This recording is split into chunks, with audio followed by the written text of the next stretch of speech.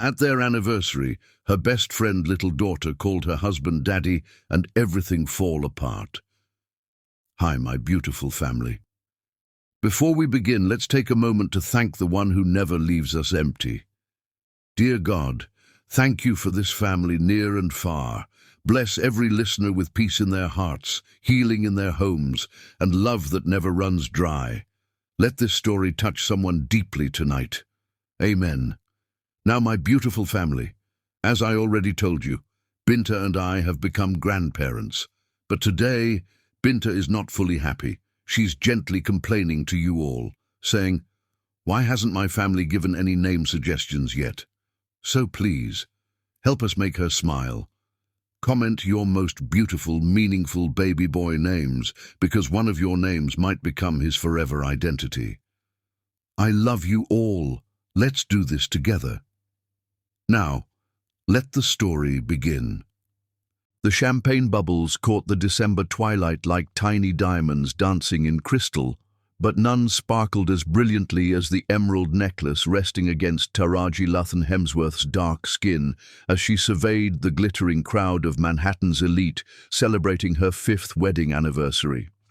At 42, Taraji possessed the kind of timeless elegance that made younger women study her secrets and older women nod in approval. Her natural hair was styled in an elaborate updo that showcased both the vintage Cartier emeralds Wesley had surprised her with that morning and the graceful curve of her neck. 5 years to the day since their December wedding, their anniversary celebration was everything Manhattan society expected. The custom golden silk gown she wore, one of her own designs from Lathan Luxury's latest collection, hugged her curves like liquid sunshine, flowing into a dramatic train that whispered across the marble floors of their penthouse with each step. 5 years of what everyone believes is perfection, she murmured to herself, watching her husband command the room with the effortless authority that had built Hemsworth Industries into a global empire. Wesley Hemsworth, at 45, was devastatingly handsome in the way that only came with age, power, and the kind of bone-deep confidence that made Fortune 500 CEOs defer to his judgment. His dark hair showed distinguished silver at the temples, and those striking green eyes that had first captured her heart 8 years ago still made her pulse quicken when they found hers across a crowded room. 300 guests filled their penthouse: senators, celebrities, tech moguls, fashion royalty, and old money aristocrats who rarely deigned to attend anyone's private celebrations. But this wasn't just anyone's party. This was the 5th anniversary of the most talked-about power couple in Manhattan, and everyone who mattered had moved mountains to be here. Ladies and gentlemen, Wesley's rich baritone cut through the elegant chatter like warm honey, causing conversations to fade into expectant silence. He stood on the raised platform near the floor-to-ceiling windows, the glittering Manhattan skyline serving as his backdrop, looking every inch the billionaire king in his custom Tom Ford tuxedo. Taraji felt her heart flutter exactly as it had 8 years ago when he'd first spoken to her at the Metropolitan Museum's charity gala, though now she understood that flutter differently than she had then. Some things never changed, including the way this man could make any woman feel like the only person in the world, even when she knew better. 5 years ago tonight, I married the most extraordinary woman in Manhattan, Wesley continued, his voice carrying effortlessly across the room. But our story began 8 years ago when I thought I understood what success meant. I had built a technology empire, accumulated wealth that exceeded most nations' GDP, owned properties on every continent worth visiting. He paused, his piercing green eyes scanning the crowd before settling on Taraji with an intensity that sent familiar heat coursing through her veins. The guests seemed to hold their collective breath, sensing they were witnessing something intimate and profound. But I was a man living in a golden cage until this extraordinary woman walked into my life 8 years ago and taught me what true wealth actually looked like. He extended his hand toward her. and she felt every gaze in the room turn her way with the weight of expectation and envy. Taraji moved through the crowd with the fluid grace that had once graced runways before she discovered her true calling lay in creating beauty rather than merely displaying it. Wesley met her halfway, taking her hands in his with the reverence of a man handling priceless art. "Taraji didn't just transform my cold penthouse with her revolutionary design vision," he said, his voice dropping to a more intimate register that somehow still carried to every corner of the room. "She transformed my very soul. She took a calculating businessman who had forgotten how to feel and taught him how to love without reservation, without fear, without limits." The sincerity in his voice was so complete that several women in the audience visibly melted, their expressions softening with romantic longing. Even the cynical society photographers seemed momentarily enchanted, their cameras capturing every nuance of the couple's obvious devotion. "You turned my world from black and white into technicolor," Wesley whispered, loud enough for the nearby guests to hear, but intimate enough to feel like a private confession. "You are my heart, my inspiration, my queen." When his lips claimed hers, the kiss was passionate enough to make the society photographer's cameras flash frantically, yet tender enough to bring actual tears to the eyes of the romantic souls in attendance. Taraji melted into him, playing her role perfectly while her mind calculated every detail of the performance they were both delivering. The applause was thunderous, but Taraji barely heard it through the rushing sound of her own pulse. This man, this moment, this life they had built together. To everyone watching, it was everything anyone could ever dream of during those lean years when ambition was all you had to sustain you. "Get a room, you two," called out a familiar voice from the crowd, earning delighted laughter from the guests. Taraji turned to see Mirellen Cross approaching with a champagne flute in each hand and her trademark mischievous grin. At 38, Mirellen was Taraji's opposite in many ways: petite, where Taraji was statuesque; auburn-haired, where Taraji was raven black; spontaneous, where Taraji was methodical. But they shared the same fierce ambition and unshakable loyalty that had built Lathan Luxury from a pipe dream into an $800 million fashion empire. "Don't be jealous just because your love life consists of Netflix and premium ice cream," Taraji shot back, accepting one of the champagne flutes with a grin. It was their usual banter, polished from years of friendship and business partnership. "Hey, Ben and Jerry never let me down," Mirellen retorted. "Can't say the same about the male population of Manhattan." As the laughter died down and conversations resumed around them, Taraji found herself reflecting on the incredible journey that had brought her to this moment. 8 years ago, she had been designing wedding dresses in a cramped studio above a Korean restaurant in Queens, working 18-hour days just to keep the lights on and the creditors at bay. Then had come that life-changing night at the Met's Spring Gala, where she had donated several of her revolutionary fabric designs for the charity auction, hoping for exposure that might lead to her first real break. "Excuse me, but are you the designer behind these incredible textile innovations?" She had turned to find the most striking man she had ever seen standing behind her, studying the fabric installations with what seemed like genuine fascination. Wesley Hemsworth, whose recent divorce from socialite heiress Cassandra Whitmore had dominated tabloid headlines for months, but who was known in business circles as a visionary with the Midas touch. "Guilty as charged," she had replied, surprised by his obvious knowledge of textile engineering. Most wealthy patrons at these events treated designers like invisible service providers. "They're revolutionary. The way you've engineered the fibers to interact with light while maintaining structural integrity. It's like wearing liquid starlight," he had said, his green eyes holding hers with startling intensity. "I'm renovating my penthouse, and I've been searching for someone who understands that true luxury isn't about displaying wealth.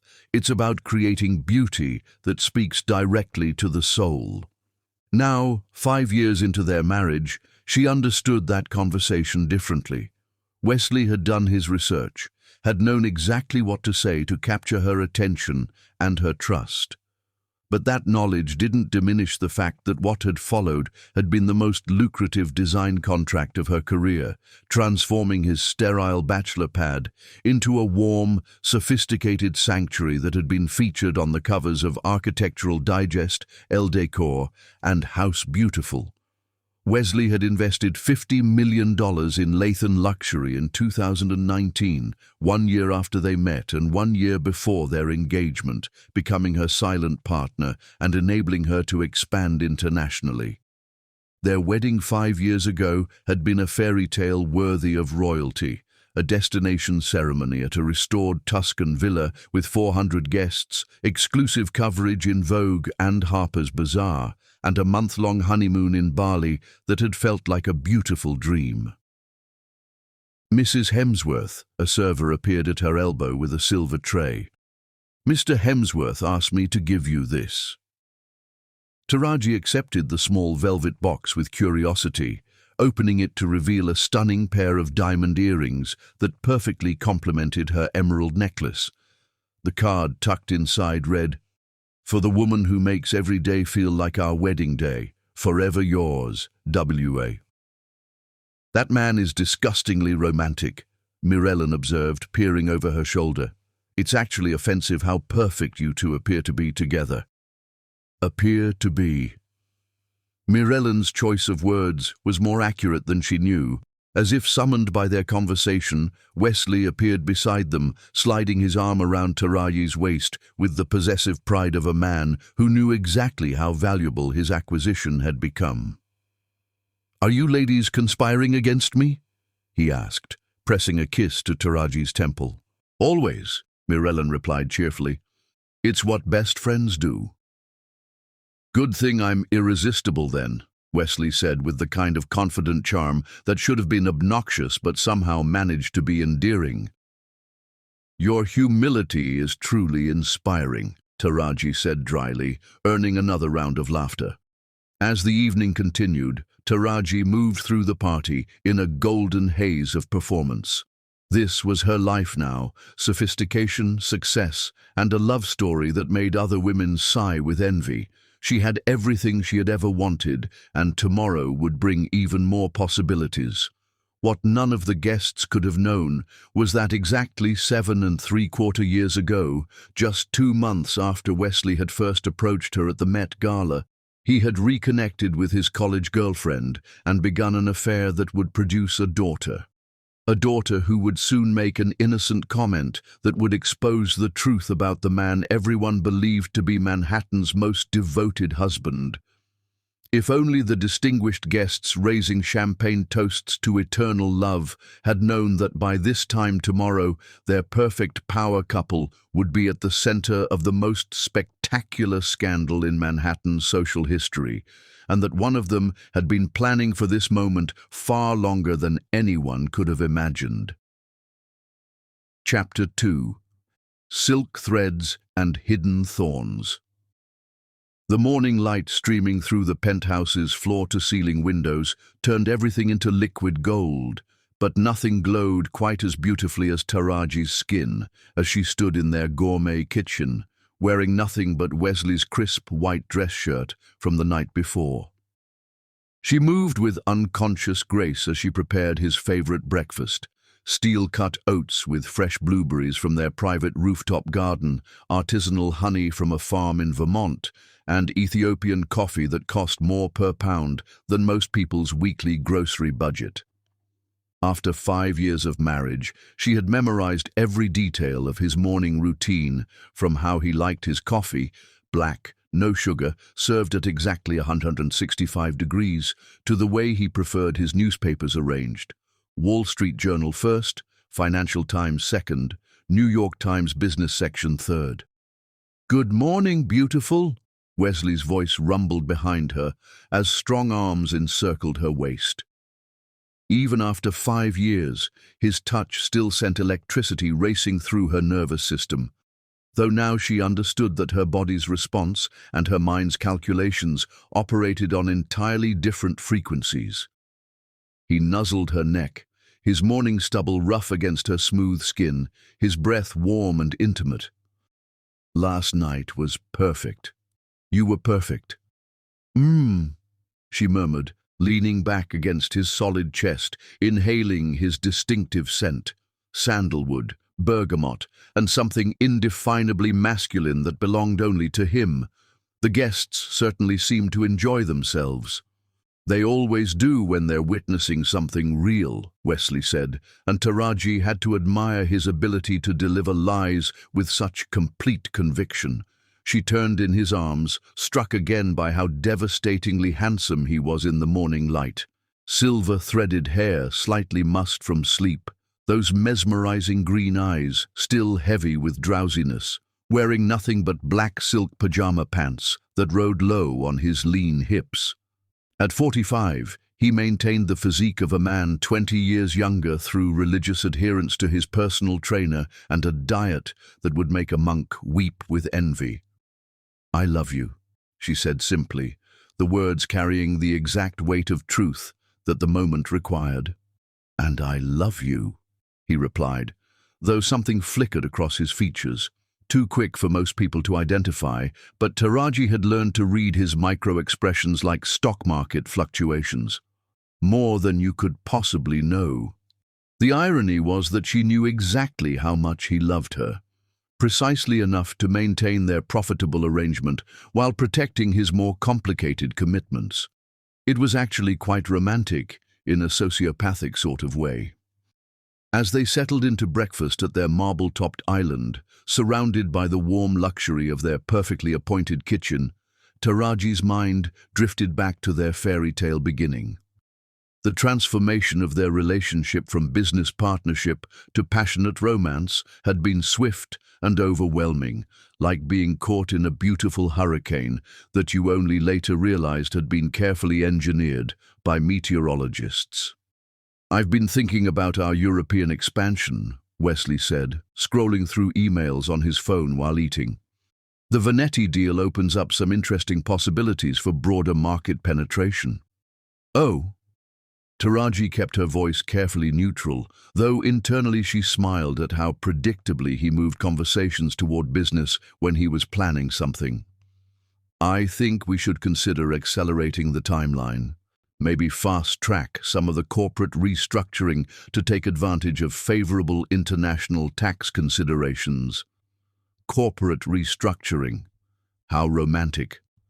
Wesley's euphemisms for gradually stealing her company had become quite creative over the years. "That sounds complex," she said. "Would that affect the ownership structure we discussed last year?" "Potentially, but don't worry about the technical details. My attorneys can handle all the complicated legal work. You should focus on what you do best, creating beautiful things that make us both rich." The patronizing tone would have been infuriating if she hadn't been expecting it. Wesley had perfected the art of making theft sound like protection, manipulation sound like support. "Of course," she agreed. "I trust your judgment completely." The satisfaction that flickered across his features was quickly hidden, but she caught it. Wesley loved nothing more than confirmation that his psychological manipulation was working perfectly. A soft chime from the elevator interrupted their breakfast theater. Wesley frowned. It was only 8:30 in the morning, and they weren't expecting any visitors.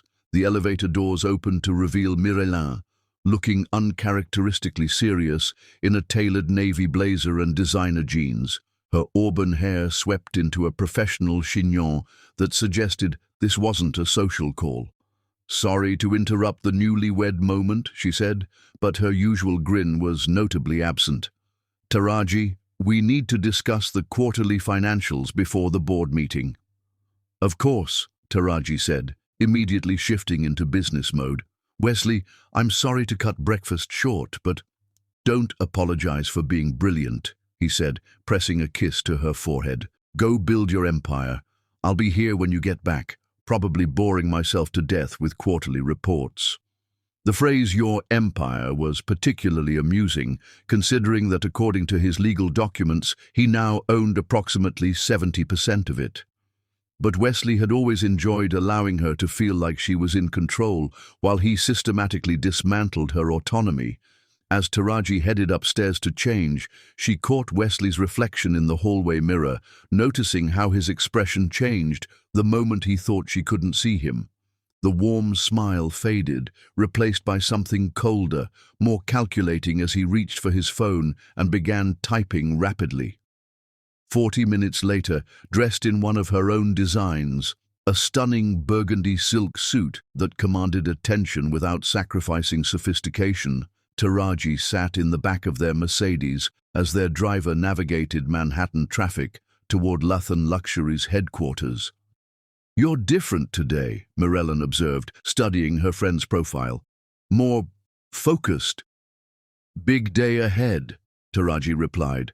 "The Venetti meeting is crucial for our European expansion." "And Wesley's supportive of the international growth?" "Extraordinarily supportive, almost suspiciously so." Mirellen raised an eyebrow. "Suspiciously?" "Nothing specific, just a feeling that his enthusiasm for expanding my business internationally might have motives beyond marital devotion." "Such as?" "Such as the fact that international corporate structures can be excellent vehicles for asset transfer if you know how to manipulate the legal frameworks." Taraji's voice was matter-of-fact, as if she were discussing the weather. Mirellen stared at her. "Taraji, what aren't you telling me?" For a moment, Taraji considered revealing the truth, that she had known about Wesley's systematic fraud for over 2.5 years, that she had been carefully documenting his crimes while building her own defensive strategies, that tonight's anniversary party might be the beginning of the end game she had been planning. Instead, she smiled and said, "Just pre-meeting nerves. You know how important this deal is for our future." "Our future." The phrase meant something entirely different than Mirellen realized. The meeting with Antonio Vanetti went exactly as Taraji had expected. The distinguished Italian was charmed by her vision for expanding their signature silk innovations throughout European markets, and by the time they shook hands 3 hours later, they had the framework for a deal that would establish Luthen Luxury as a global powerhouse. "Magnificent," Vanetti said in his melodious accent, kissing Taraji's hand with old-world gallantry. "You have created something truly revolutionary, Mrs. Hemsworth. Your husband must be very proud of your achievements." "He claims to be," Taraji replied, and something in her tone made Vanetti look at her more sharply. "Claims to be?" "I'm sorry, that came out wrong. Wesley is incredibly supportive. Sometimes I think he's more excited about my success than I am," which was certainly true, considering that her success was literally funding his lifestyle and providing him with assets to steal. As they left the building, Mirellen was practically bouncing with excitement. $200 million, Taraji. Can you believe it? We're going to be the youngest self-made billionaires in fashion history. "We're going to be something," Taraji agreed, though her definition of something was probably quite different from Mirellen's. Her phone buzzed with a text from Wesley. "How did it go, beautiful? Can't wait to celebrate tonight. Have a surprise waiting for you at home." She smiled, typing back, "It went amazingly. Can't wait to see what you have planned." Another surprise. Wesley's surprises had become increasingly elaborate as his theft of her company neared completion. Tonight's would probably be particularly memorable, considering that it might also be the last one he ever had the opportunity to orchestrate. As their car merged into afternoon traffic, Taraji gazed out at the city she had conquered through talent, determination, and, more recently, strategic patience.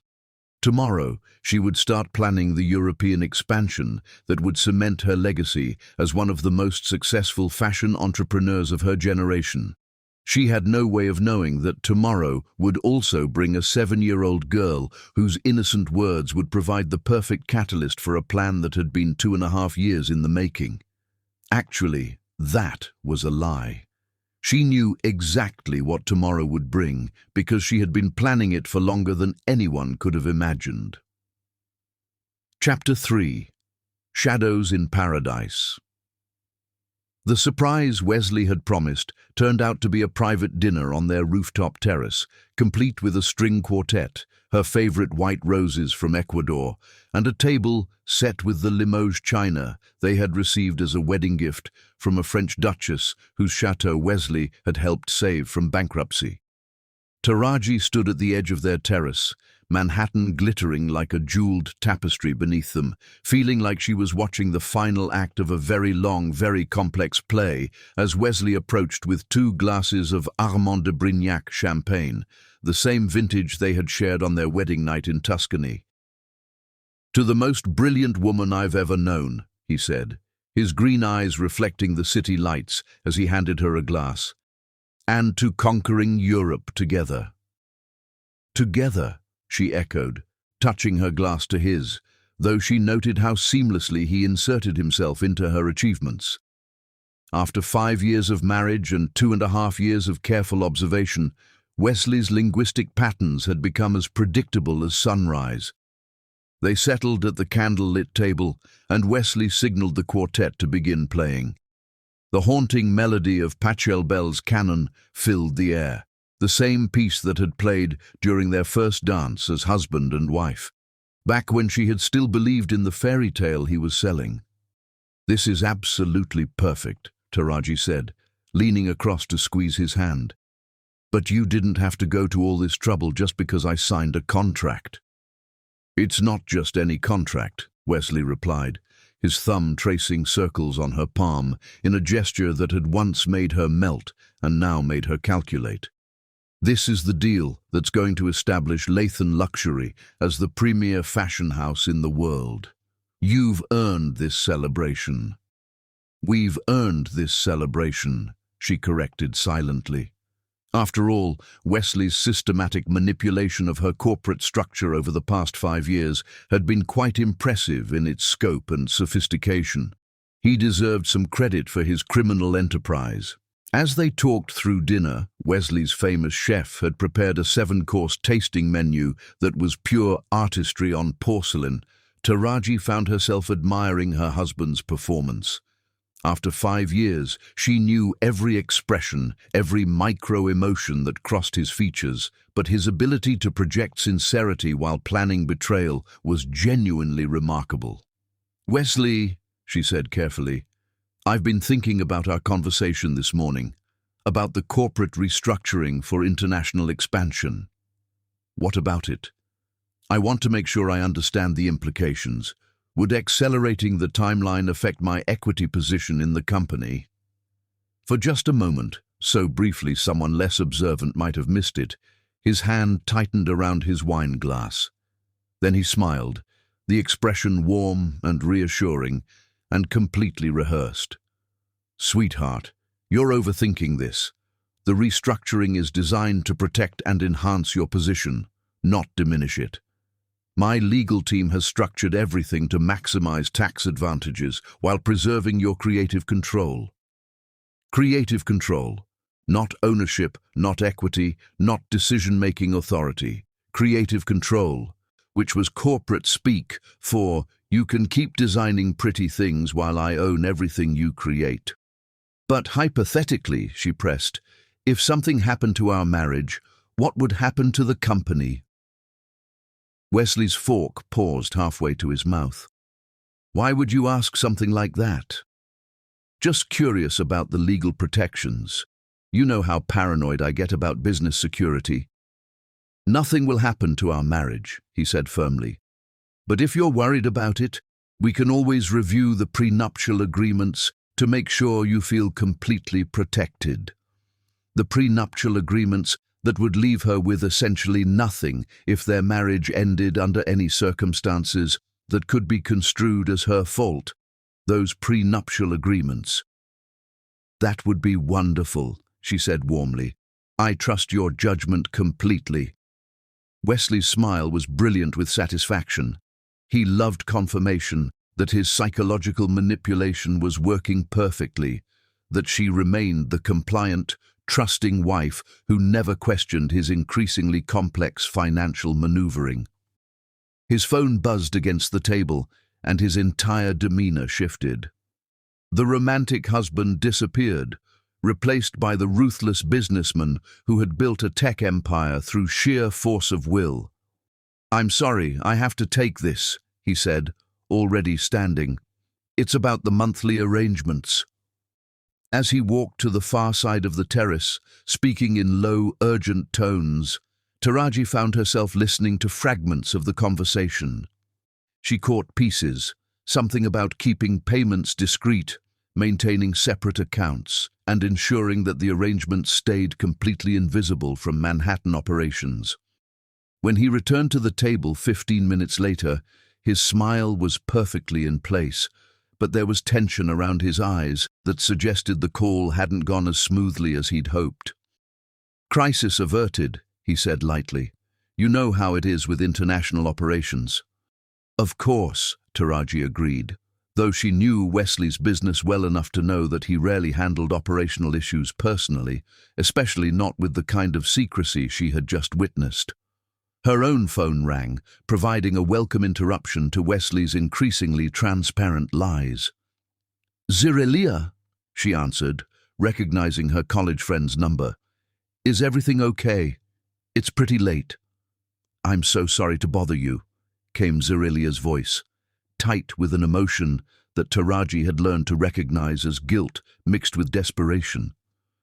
"I know you and Wesley are probably celebrating, but I have a small emergency. My babysitter just cancelled for tomorrow night, and I have that job interview I can't reschedule. I was wondering—" "Of course we can watch Arisha," Taraji said immediately, though she noticed how Wesley's expression changed when she mentioned the little girl's name. "You know we love having her here. Thank you so much. I'll drop her off around 6 tomorrow evening. And Taraji, tell Wesley thank you for me, for everything." The line went dead before Taraji could ask what she meant, though of course she already knew.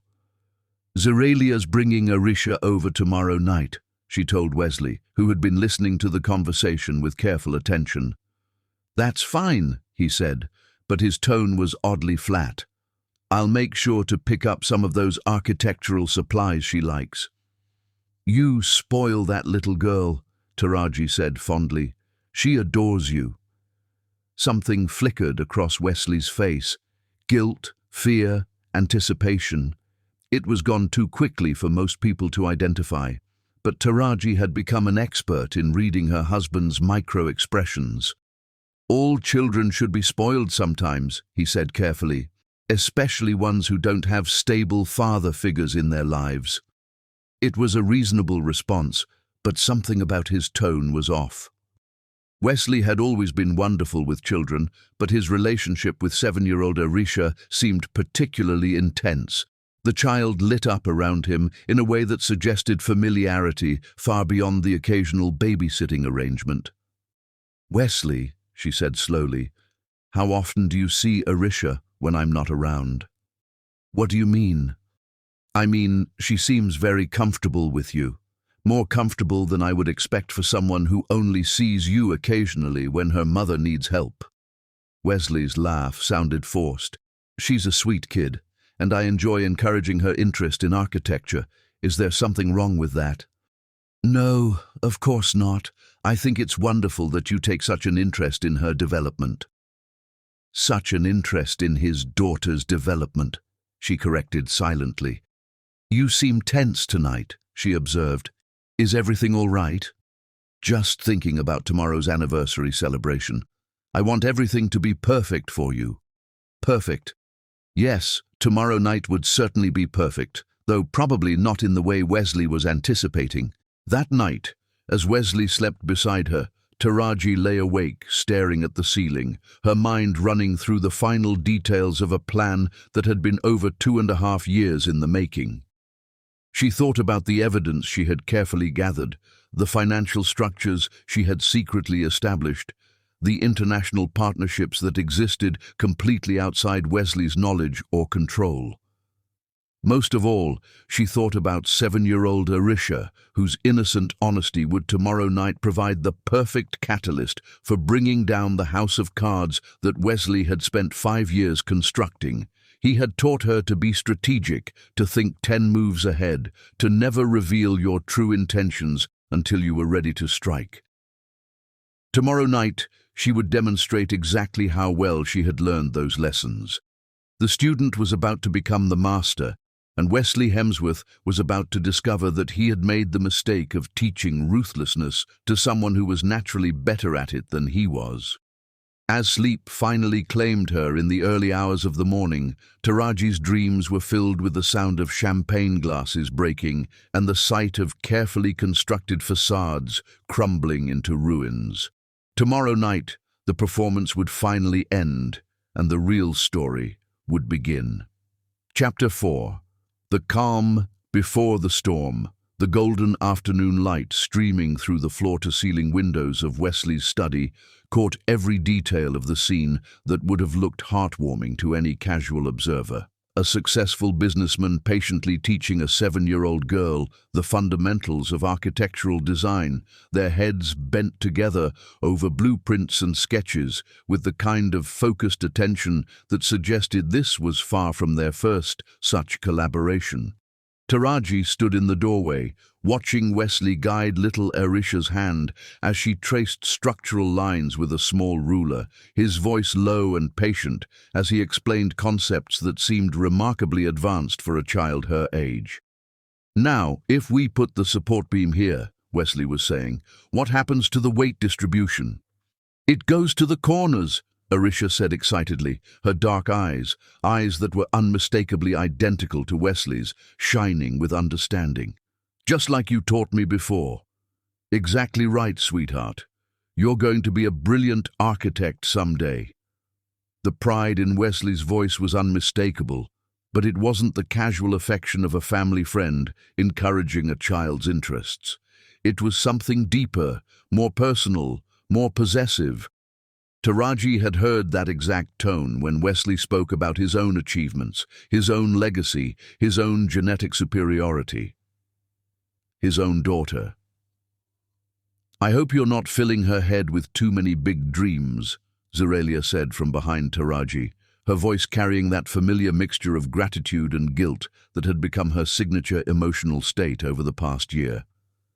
Taraji turned to study her college friend's face, noting the dark circles under her eyes and the way her hands trembled slightly as she clutched her designer purse, yet another expensive item that didn't match her supposed financial struggles as a freelance photographer. "There's nothing wrong with big dreams," Taraji said carefully. "Though I have to ask, Zerelia, that dress Arisha is wearing, those shoes, even her hair accessories, they look like they cost more than most people spend on children's clothes in a year. How are you managing that kind of expense?" The color drained from Zerelia's face so quickly that Taraji actually took a step forward, concerned her friend might faint. Someone gave them to me," Zerelia stammered. "A client who was cleaning out her daughter's closet. You know how rich people are, they barely wear things once before getting rid of them." It was a reasonable explanation delivered by someone who had clearly rehearsed it multiple times, but Zerelia couldn't meet her eyes when she said it. More tellingly, her gaze kept drifting toward Wesley and Arisha with an expression that looked like a mixture of longing and terror. "Mommy, look!" Arisha called out, holding up her drawing. "Daddy, Mr. Wesley, taught me how to make buildings that won't fall down in earthquakes." The slip was so quick, so innocent, that most people would have dismissed it as a child's confusion. But Taraji had been documenting exactly these kinds of moments for over 2 years, ever since she had first begun to suspect the true nature of Wesley's relationship with Zerelia and her daughter. "That's wonderful, baby," Zerelia said quickly, but her voice was strained. "Why don't you show Aunt Taraji what else you've been working on?" As Arisha bounded over with her drawing, Taraji knelt to examine the child's work. The architectural concepts were surprisingly sophisticated for a 7-year-old, the kind of understanding that came from extended, detailed instruction rather than casual playtime. "This is incredible, sweetheart," Taraji said honestly. "How long have you been learning about buildings?" "Since I was really little," Arisha said enthusiastically. "Daddy, Mr. Wesley, has been teaching me for my whole life practically. He even gave me my own drawing table at home with real architect tools. A drafting table with professional tools. Not the kind of gift a family friend would casually purchase for someone else's child, but exactly the kind of investment a father would make in his daughter's education." "That was very generous," Taraji said, looking up to find Wesley watching them with an expression of carefully controlled panic. "Every future architect needs proper tools," Wesley replied, but there was something defensive in his tone that confirmed everything Taraji had already figured out. Zerelia quickly moved to distract Arisha with promises of ice cream, but not before Taraji caught the desperate look that passed between her friend and her husband. It was the kind of silent communication that only came from shared secrets, shared guilt, shared stakes in keeping certain truths hidden. "I should go," Zerelia said abruptly. "The interview is in an hour, and I need to prepare." She knelt to kiss Arisha goodbye, whispering something in the child's ear that made the little girl nod solemnly. Then she stood, hugged Taraji quickly, and headed for the elevator without making eye contact with Wesley. "Thank you again," she called as the elevator doors closed. "I'll pick her up in the morning." The penthouse felt charged with tension after Zerelia's departure, filled with undercurrents that Taraji was pretending to just now begin to understand. Wesley had returned to his study, supposedly to handle some urgent emails, while Arisha settled in the living room with her coloring books and the expensive art supplies that, Taraji now realized, were permanently kept in their guest room. How long had they been keeping art supplies specifically for this child?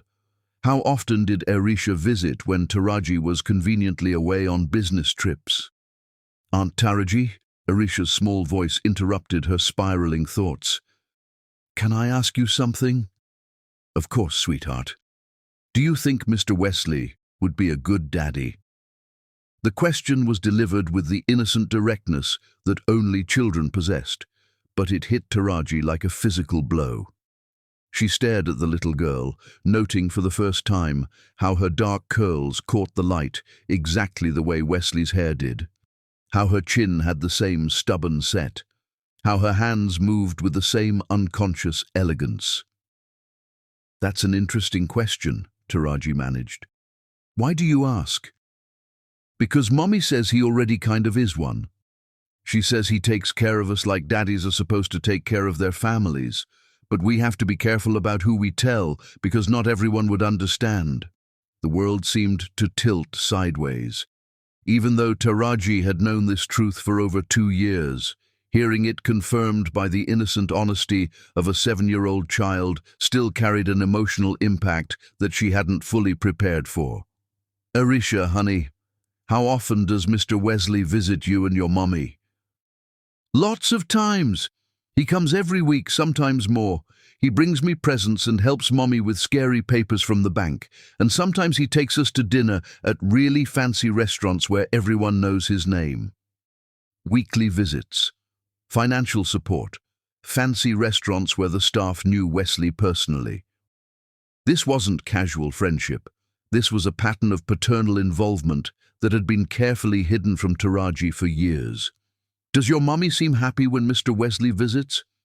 Arisha considered this with the seriousness that only children could bring to complex emotional questions. "Sometimes, but sometimes she cries after he leaves. She thinks I don't see, but I do." "Why do you think she cries?" "I think it's because she loves him, but she can't tell anyone, like in the movies when people have secret loves that make them sad." Out of the mouths of babes. Arisha had just summarized the entire situation with the clarity that only came from a child's unfiltered observation of adult behavior. "Arisha," Taraji said carefully, "do you know when your birthday is?" "November 20th. I just turned 7 last month. November 20th, 7 years ago. That put Arisha's conception in February 2018, exactly 7¾ years ago, just 2 months after Wesley had met Taraji at the charity gala, but right when he had reconnected with Zeralia. Wesley had reconnected with Zeralia and gotten her pregnant while he was simultaneously pursuing Taraji as his next target. Then, when Arisha was born 7 years ago, he had continued developing his relationship with Taraji while maintaining his secret family. "Aunt Taraji, are you okay? You look sad." Taraji forced a smile, though it felt like her face might crack from the effort. "I'm fine, sweetheart, just thinking about some grown-up things." But she wasn't fine. Even though she had known this truth for over 2 years, even though she had been carefully planning for this moment, hearing it confirmed by the innocent honesty of a 7-year-old child still felt like having her heart ripped out of her chest and handed back to her in pieces. Wesley had been living a triple life since before their relationship had even begun. The man she had loved completely, trusted absolutely, built a future with. He had been supporting another woman and raising his biological daughter while playing the role of devoted husband. "Mr. Wesley," Arisha called out as footsteps approached from the study. "Can we work on the castle design now?" Wesley appeared in the doorway, and Taraji watched his face transform as his gaze fell on the little girl.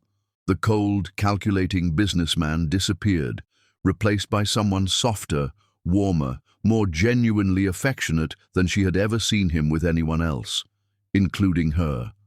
"Of course we can, Princess," he said, and the endearment hit Taraji like a slap. "Princess." He called his secret daughter Princess with the same natural affection that he called Taraji beautiful or sweetheart. This wasn't performance or manipulation. This was genuine paternal love. As Wesley settled on the floor beside Arisha, pulling out a new set of colored pencils that he had obviously brought specifically for her, Taraji realized that tomorrow night's anniversary party wasn't going to be the celebration of their perfect love that their guests expected. It was going to be the night when Wesley's perfect dual life finally, irrevocably, fell apart. Because while he had been teaching her to be strategic and ruthless over the past 5 years, he had forgotten that the best students often surpass their teachers. Tomorrow night, Arisha's innocent honesty would provide the catalyst, but the explosion that followed would be entirely Taraji's design. Wesley Hemsworth was about to learn that he had made the fatal error of underestimating the woman whose life he had tried to steal. Chapter 5. The First Earthquake. The crystal chandelier had never looked more magnificent than it did reflecting off 300 champagne glasses raised in celebration. But Taraji Lathan Hemsworth felt like she was standing at the epicenter of an earthquake as she watched the final moments of her 5-year performance draw to its carefully orchestrated close. "To the most enviable couple in Manhattan," called out Senator Harrison, his voice carrying across the penthouse's main reception room, "may you have 50 more years of happiness." The crowd erupted in applause and hear-hears, but Taraji barely registered the sound. She was too busy watching 7-year-old Arisha, who had arrived an hour earlier with Zeralia and immediately sought out Wesley, like a compass needle finding true north. The child was currently standing near the windows, animated in conversation with Mirella about the architectural features of the building, but her eyes kept drifting to Wesley with unmistakable adoration, the kind of adoration that daughters reserved for their fathers. "You look absolutely radiant tonight," whispered Margaret Ashworth, the society doyenne whose approval could make or break Manhattan's social climbers. At 85, she had witnessed enough scandals to recognize the signs when a perfect facade was about to crack. "Though I must say there's something different about your energy tonight, dear. Something almost electric." "Just overwhelmed by all the love in the room," Taraji replied automatically, her social training allowing her to function even as she counted down the minutes until detonation. Wesley appeared at her elbow. devastatingly handsome in his custom Armani tuxedo, his green eyes warm as they focused on her face. To any observer, he looked like a man completely devoted to his wife. But Taraji could see the careful calculation behind his expressions, the way he monitored the room even as he played the loving husband. "Dance with me," he murmured, extending his hand. She allowed him to lead her to the small area they had cleared for dancing, where other couples swayed to the music of the live jazz ensemble Wesley had flown in from New Orleans. As his arms encircled her waist, she caught Zeralia watching them from across the room, her face a mask of pain so profound that Taraji almost felt sorry for her. "Almost. You've been quiet tonight," Wesley said, his breath warm against her ear. "Are you feeling all right?" "Just thinking about how perfect everything looks," she replied, and the irony of the truth disguised as small talk was almost delicious. "It is perfect," he agreed, spinning her gracefully. "We're perfect." The words that once would have made her heart soar now felt like the final lines of a play she was eager to finish. How many times had he said similar things to Zeralia? How many promises had he made that he never intended to keep? "Wesley," she said carefully, "I've been thinking about what we discussed regarding expansion, about building something that will last." She felt him tense almost imperceptibly, his hand tightening on her waist. "What about it?" "I want to move faster. I want to start building our family. I'm 42, and if we're going to have children—" "Let's not discuss this here," he interrupted, his voice carrying a sharp edge that made several nearby couples glance their way. "When, then? Every time I bring it up, you change the subject or find an excuse to postpone the conversation." For a moment, his carefully constructed mask slipped, and she saw something ugly in his expression. Irritation, calculation, even a flash of what might have been panic. "Taraji, you're being unreasonable. We've discussed this. The business expansion, the European deals. This isn't the right time." "It's never the right time with you," she said, her voice carrying just enough to be heard by nearby dancers. "But maybe that's because you already have a child." The words hung in the air between them like a live grenade. Wesley's face went completely white, his green eyes wide with shock and something that looked like terror. "What are you talking about?" "I'm talking about Erisha. I'm talking about the weekly visits, the drafting table, the expensive clothes, the way she looks at you like you're the center of her universe. I'm talking about the fact that she has your eyes, your chin, your mannerisms." "You're being paranoid," he said, but his voice lacked any conviction. "Am I? Then explain to me why a 7-year-old child has been visiting our home regularly for years. Explain why you pay for her clothes, her toys, her education. Explain why she calls helping her with homework our special time together." Each accusation landed like a physical blow, and Wesley's facade cracked a little more with each word. Around them, other couples continued dancing, but Taraji could see Margaret Ashworth watching them with sharp, calculating eyes that missed nothing. "Taraji, please, not here." "Not here? Then where, Wesley? In the privacy of our bedroom while you continue lying to my face? In your study while you video call your other family? When exactly is the appropriate time to discuss the fact that my husband has been living a double life since before we even met?" "Ladies and gentlemen," the voice of their party coordinator cut through the music and conversation like a knife, drawing everyone's attention to the small stage where the jazz ensemble had been playing. "Mr. and Mrs. Hemsworth would like to say a few words." The timing was perfect, exactly as Taraji had planned when she had arranged this moment 6 months ago. 300 pairs of eyes turned toward them expectantly, cameras and phones raised to capture what everyone assumed would be another romantic gesture from Manhattan's golden couple. Wesley's face transformed with the speed of a professional actor, the panicked, guilty expression replaced by his public smile. He took her hand, leading her toward the stage with the confidence of a man who had built his fortune on convincing people to believe in carefully constructed illusions. "Thank you all for being here tonight," he began, his voice steady and warm. 5 years ago, I was the luckiest man in New York when this incredible woman agreed to be my wife. The crowd murmured appreciatively, but Taraji felt like she was watching the performance from outside her own body. In just a few moments, Wesley's world would explode, and she wanted to remember every detail of his destruction. Tonight, I want to renew my commitment to the woman who has transformed my life in every possible way, Wesley continued, reaching into his jacket pocket to pull out a small velvet box. Taraji, you are my heart, my soul, my everything. The gasps from the crowd were audible as he dropped to one knee, opening the box to reveal a stunning 20-carat emerald surrounded by diamonds, a ring that probably cost more than most people's houses. Will you marry me again? In front of all our friends and family, will you let me prove that our love is strong enough to last forever?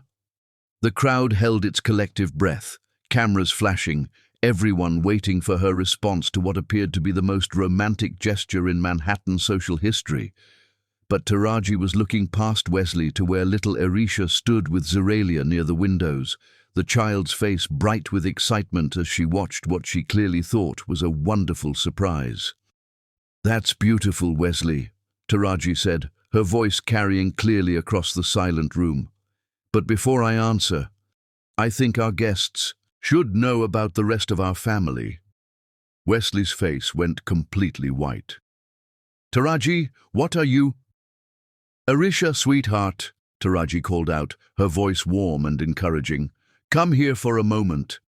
The little girl looked to her mother for permission, then ran across the room toward the stage, her excitement evident in every step. The crowd watched with indulgent smiles, charmed by the child's enthusiasm and completely unaware that they were about to witness the most spectacular revelation in Manhattan's social history. "Mr. Wesley!" Arisha exclaimed as she reached the stage. "Are you really going to marry Aunt Taraji again?" That's the plan, sweetheart," Wesley managed, still kneeling with the ring extended, trapped by his own romantic gesture.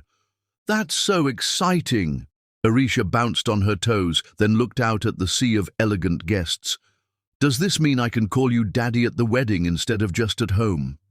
The words echoed through the suddenly silent penthouse like a gunshot. 300 champagne glasses seemed to freeze mid-sip. The jazz ensemble's music faltered and stopped.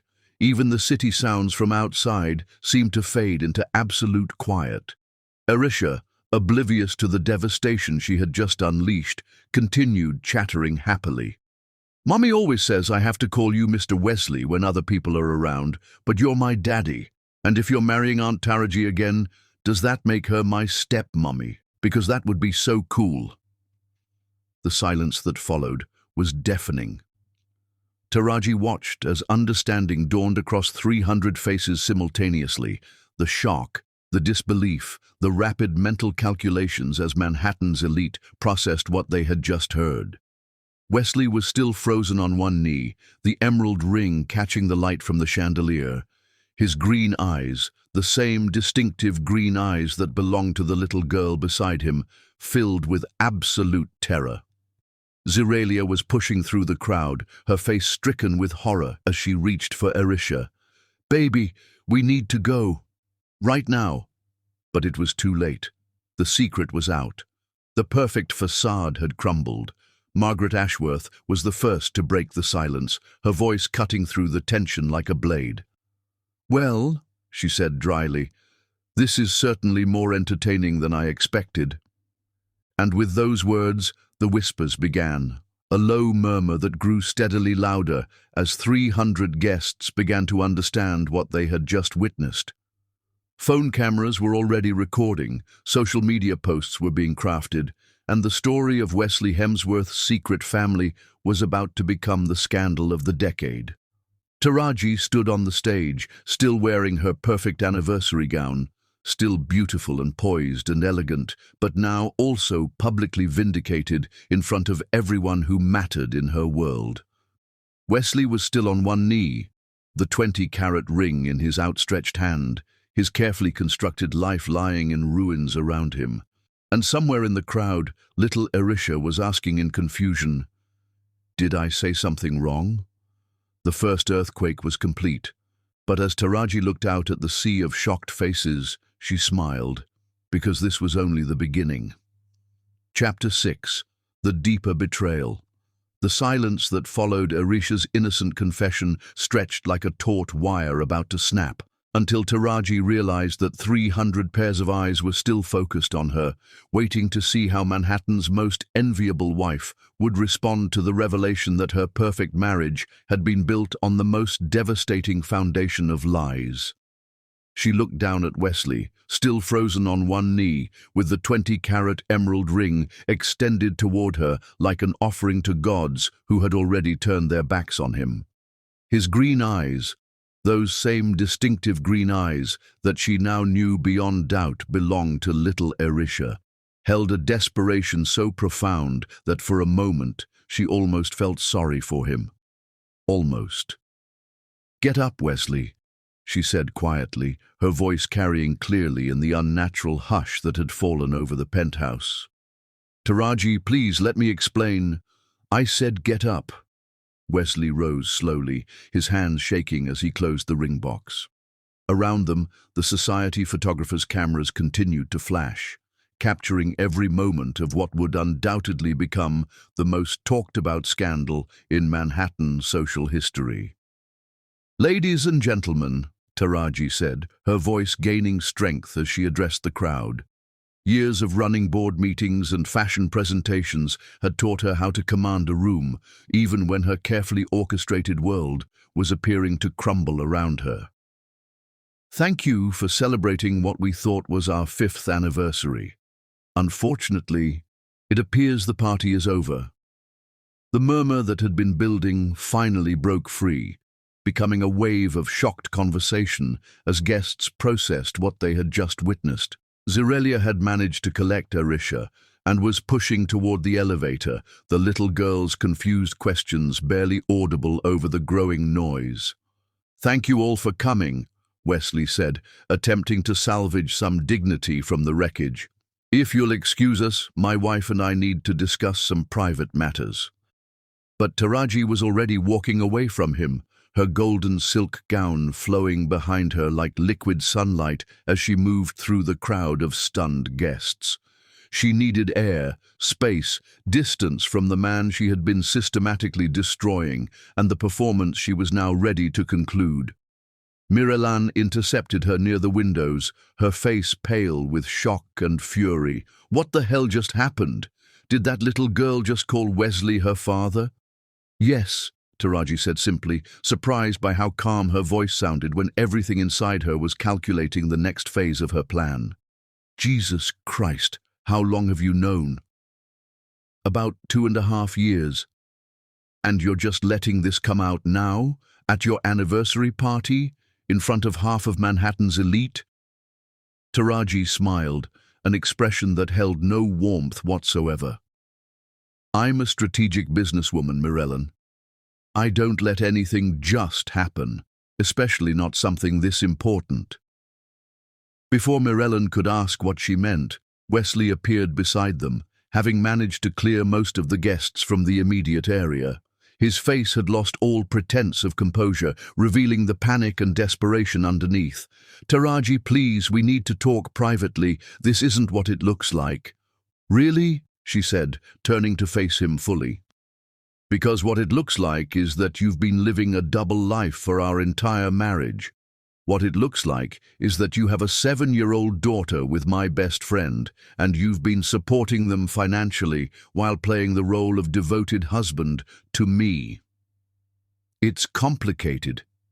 Is she your daughter?" The directness of the question seemed to catch him off guard.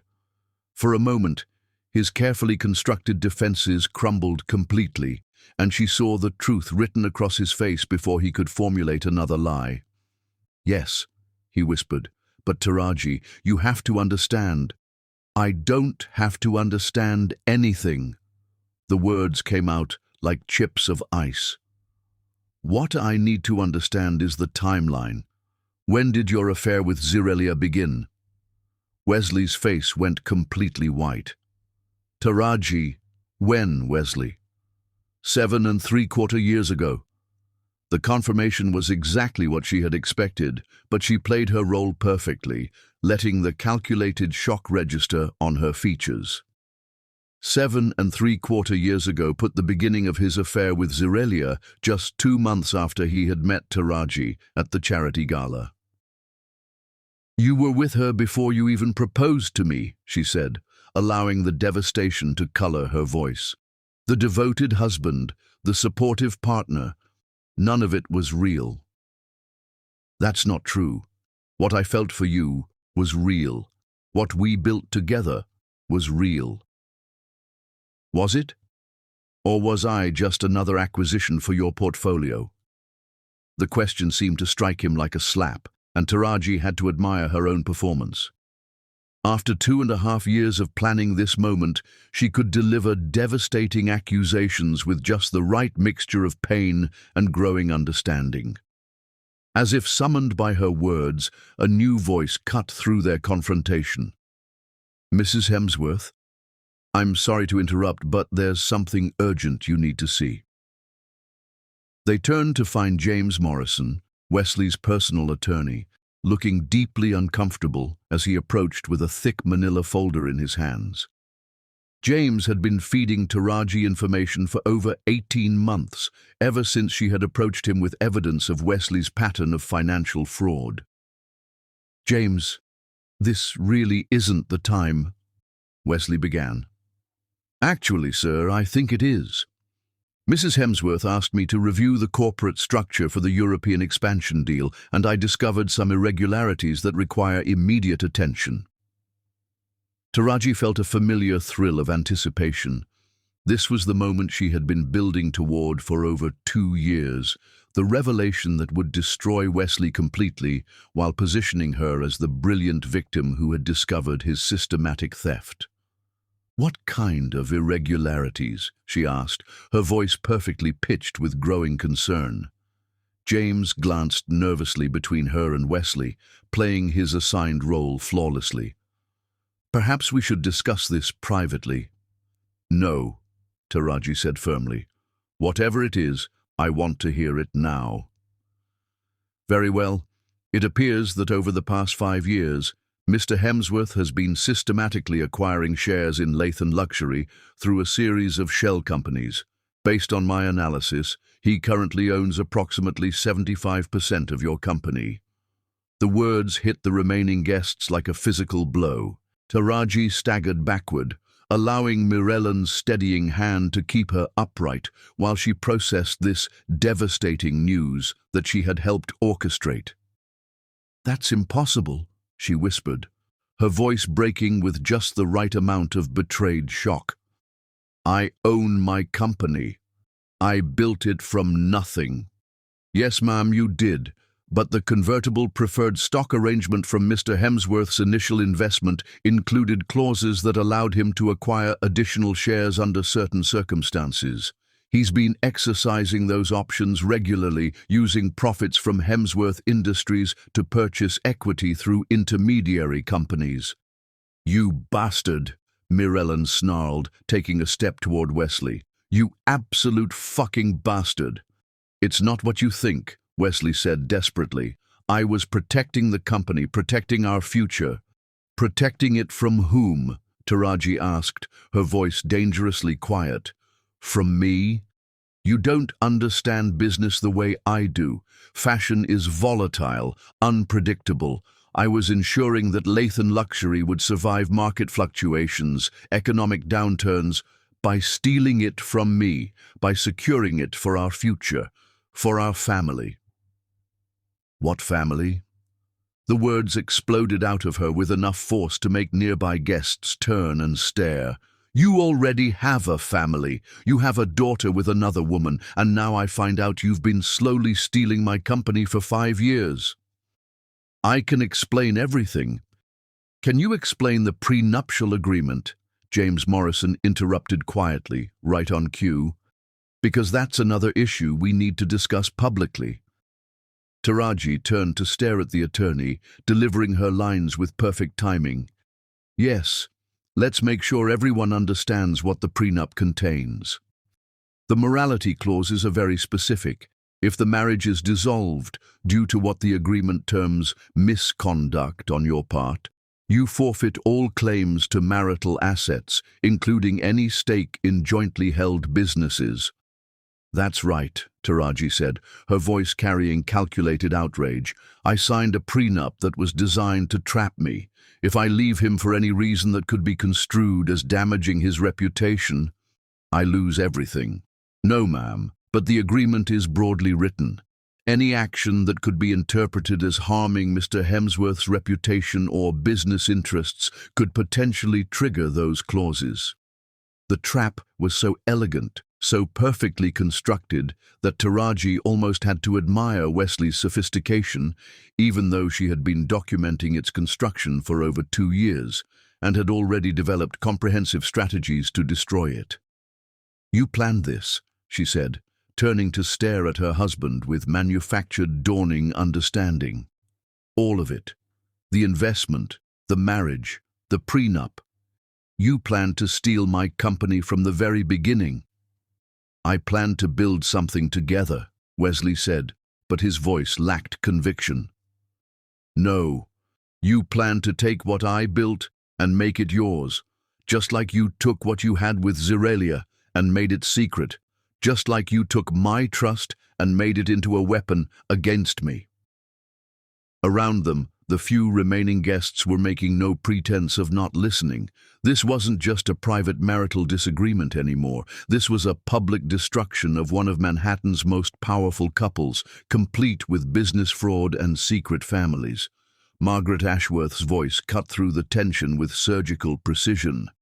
Ladies and gentlemen, I think perhaps it's time we allowed the happy couple some privacy. But as the remaining guests began to file toward the elevator, Taraji realized that privacy was exactly what she didn't want. These people, society reporters, business associates, influential friends, were witnesses to the truth, and their testimony would be crucial for the next phase of her plan. James, she said quietly, I want you to prepare a complete forensic audit of all transactions between Hemsworth Industries and Lathan Luxury over the past 5 years. I want to know every penny that changed hands and exactly how those shell companies were structured. Mrs. Hemsworth, I should point out that I represent Mr. Hemsworth's interests. Not anymore, she said, her voice gaining strength with each word. As of right now, you work for me. And if you're not comfortable with that arrangement, I'll find someone who is. James nodded slowly, exactly as they had rehearsed. I'll begin immediately, ma'am. And Mrs. Hemsworth, you should know that I've been documenting irregularities for some time. I have substantial evidence that Mr. Hemsworth's actions constitute fraud. Wesley's face had gone completely pale. Taraji, you're making a mistake. We can work this out. The only mistake I made was trusting you. She turned away from him, her golden gown flowing behind her like a battle flag. Get out of my house. This is my house too. Get out, she repeated, her voice carrying the authority of a woman who had built an empire and wasn't about to let anyone take it from her. Get out before I call security and have you removed. As Wesley finally left, his shoulders bowed in defeat, Taraji stood alone in the wreckage of her perfect life, surrounded by empty champagne glasses and wilted flowers. To any observer, everything she had believed about her marriage, her future, her very identity, had been shattered in the space of a single evening. But as she looked out at the Manhattan skyline, glittering beyond her windows, she felt something cold and triumphant settling in her chest. Phase 1 of her plan was complete. Wesley's reputation was destroyed, his secret was exposed, and his systematic theft of her company was now documented and witnessed. Tomorrow, Phase 2 would begin. Wesley Hemsworth had spent 5 years teaching her to be ruthless, calculating, and strategic. He was about to discover that she had been a far better student than he had ever imagined. Chapter 7. Rising from the ashes. The champagne had gone flat, the flowers were wilting, and the perfect anniversary party lay in ruins around her. But Taraji Lathan Hemsworth had never felt more clearly focused in her entire life as she stood in her marble-floored kitchen at 3 in the morning, surrounded by legal documents and financial records that painted a picture of calculated deception spanning 5 years, evidence she had been carefully assembling for over 2.5 years. "Your credit cards have been frozen," Mirellen reported grimly, hanging up her phone after speaking with the bank's emergency services line. "All of them, even the ones tied to Lathan Luxury's business accounts." "Of course they have," Taraji said calmly, not looking up from the corporate filing she was reviewing. "Wesley's not stupid. He knows I'll fight back, so he's trying to eliminate my resources before I can mount an offensive." She had changed out of her golden anniversary gown into jeans and a crisp white shirt, her hair pulled back in a ponytail that made her look younger and infinitely more dangerous. The transformation from grieving wife to strategic warrior had taken less than 4 hours, and Mirellen was watching it happen with a mixture of awe and growing concern. "How can you be so calm about this? The man destroyed your life tonight." "No," Taraji said, finally looking up from her papers. "He revealed his true nature tonight. There's a difference." The distinction was important, though not for the reasons Mirellen understood. For 2.5 years, Taraji had been living in full knowledge of Wesley's systematic fraud, his secret family, his plan to steal her company. Tonight's revelation wasn't the discovery of betrayal. It was the carefully orchestrated beginning of his destruction. "I've been thinking about our first encounter," she continued, spreading corporate documents across the kitchen island with practiced efficiency. "The charity gala, the way he approached me about my textile innovations. What are the odds that a tech billionaire would have such detailed knowledge about fabric engineering that he could discuss it intelligently with a designer?" Mirellen frowned. "You think he researched you beforehand?" "I think he targeted me. Look at this timeline. He and Zirelia reconnected 7.75 years ago, just 2 months after he met me. Arisha was conceived just months later. He was already planning to support them financially when he decided to pursue the brilliant designer whose revolutionary silk blends were starting to attract industry attention." The pieces were clicking together with sickening clarity for Mirellen, though of course Taraji had understood the full scope of Wesley's manipulation for over 2 years. "That bastard," Mirellen breathed. "He seduced you to steal your company. He tried to succeed too, and he would have if I hadn't figured it out." Taraji's smile was sharp as a blade. "But I did figure it out, Mirellen. I figured it out 2.5 years ago, and I've been planning his destruction ever since." The confession hung in the air like a bomb. Mirellen stared at her friend, processing the implications of what she had just heard. "You've known for 2.5 years?" 2 years, 6 months, and 16 days, to be precise. I discovered the shell companies, the systematic stock acquisition, and his relationship with Zirelia when I hired a private investigator to look into some suspicious financial transfers. "And you said nothing? You let him continue stealing from you?" "I let him think he was stealing from me while I systematically documented every transaction, every lie, every breach of fiduciary duty. Do you know how much evidence I've accumulated? Enough to send him to prison for 20 years and recover every penny he's stolen, plus punitive damages." Mirellen was staring at her as if seeing her for the first time. "You've been playing him." "I've been destroying him, methodically, comprehensively, and completely. Wesley taught me to think strategically, to plan 10 moves ahead, to never reveal your true intentions until you're ready to strike. Tonight was my opening move." A soft chime from the elevator interrupted their conversation. Taraji checked her watch, 3:30 in the morning, right on schedule. The elevator doors opened to reveal Zirelia, looking haggard and desperate, her designer dress wrinkled and her makeup smeared. She stepped into the penthouse hesitantly, exactly as Taraji had known she would. "I know you probably don't want to see me," she began, her voice shaky, "but I had to come. I had to try to explain. Explain what? Taraji asked, her tone perfectly calibrated between pain and growing anger. How you've been sleeping with my husband for 7¾ years. How you let me plan your birthday parties and buy Christmas presents for your daughter while you both laughed about what a fool I was. It wasn't like that, Zerelia cried, right on cue. I never laughed about you. I hated what we were doing. I hated lying to you every single day. But you did it anyway. Because I loved him. I've loved Wesley since college, since before either of us knew you existed. When he found me again 7¾ years ago, just 2 months after his initial meeting with you, he called me, said he'd made a terrible mistake, that he'd never stopped loving me, that he wanted to try again. Taraji nodded slowly, as if processing this information for the first time, rather than having known it for 2½ years. College? You knew Wesley in college? We dated for 2 years at Columbia. He was going to propose, but then his father threatened to cut him off financially if he married someone who wasn't from the right kind of family, someone who wasn't white, wealthy, and socially acceptable. The picture was becoming clearer and more disgusting with each revelation, though of course Taraji had known this entire history for over 2 years, so he dumped you to preserve his inheritance. He said it was temporary, that he would make his fortune and then come back for me. I believed him for years, waiting for him to keep his promise.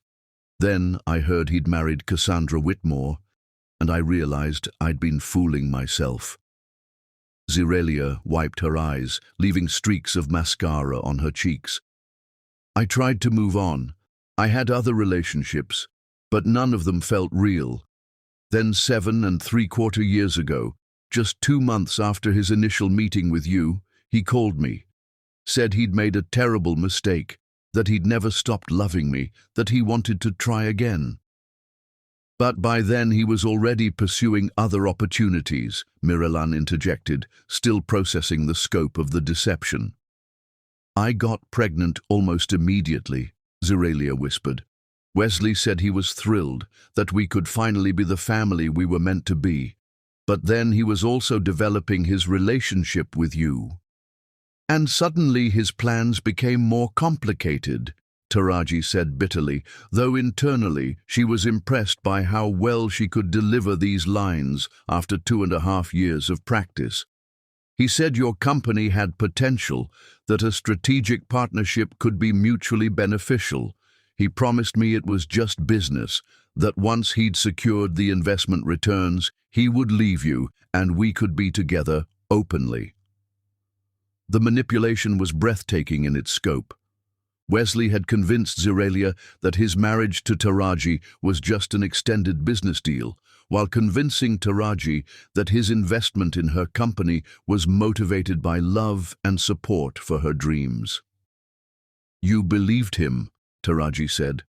I wanted to believe him, and he was so convincing. He showed me the corporate structures, explained how he was slowly gaining control of your company. He said once he owned the majority stake, he could dissolve the marriage, claim the business, and finally give Arisha the legitimate family she deserved, while destroying me in the process. Zerelia's face crumpled. I told myself you would be fine. You're so talented, so strong. I convinced myself you would bounce back and build something even better. I know how horrible that sounds, but I was desperate to believe we could have a happy ending. At my expense. I'm sorry. I'm so incredibly sorry. I know that doesn't fix anything, but I need you to know that I never stopped caring about you. Every day I hated myself for what we were doing to you. Taraji studied her former friend's tear-stained face, searching for any sign of deception. What she saw was genuine remorse, devastating guilt, and the kind of bone-deep exhaustion that came from carrying unbearable secrets for too long. Of course, she had known about Zerelia's guilt for over a year, ever since she had started secretly recording their conversations and documenting her growing desperation to escape Wesley's manipulation. Zerelia, she said carefully, I need you to tell me everything. Every detail about Wesley's plans, his business arrangements, his timeline for taking control of my company. If you want any hope of redemption, if you want to protect your daughter from the consequences of what he's done, you need to help me fight back. He'll destroy me if he finds out I betrayed him. He's going to destroy you anyway, Mirellen pointed out bluntly.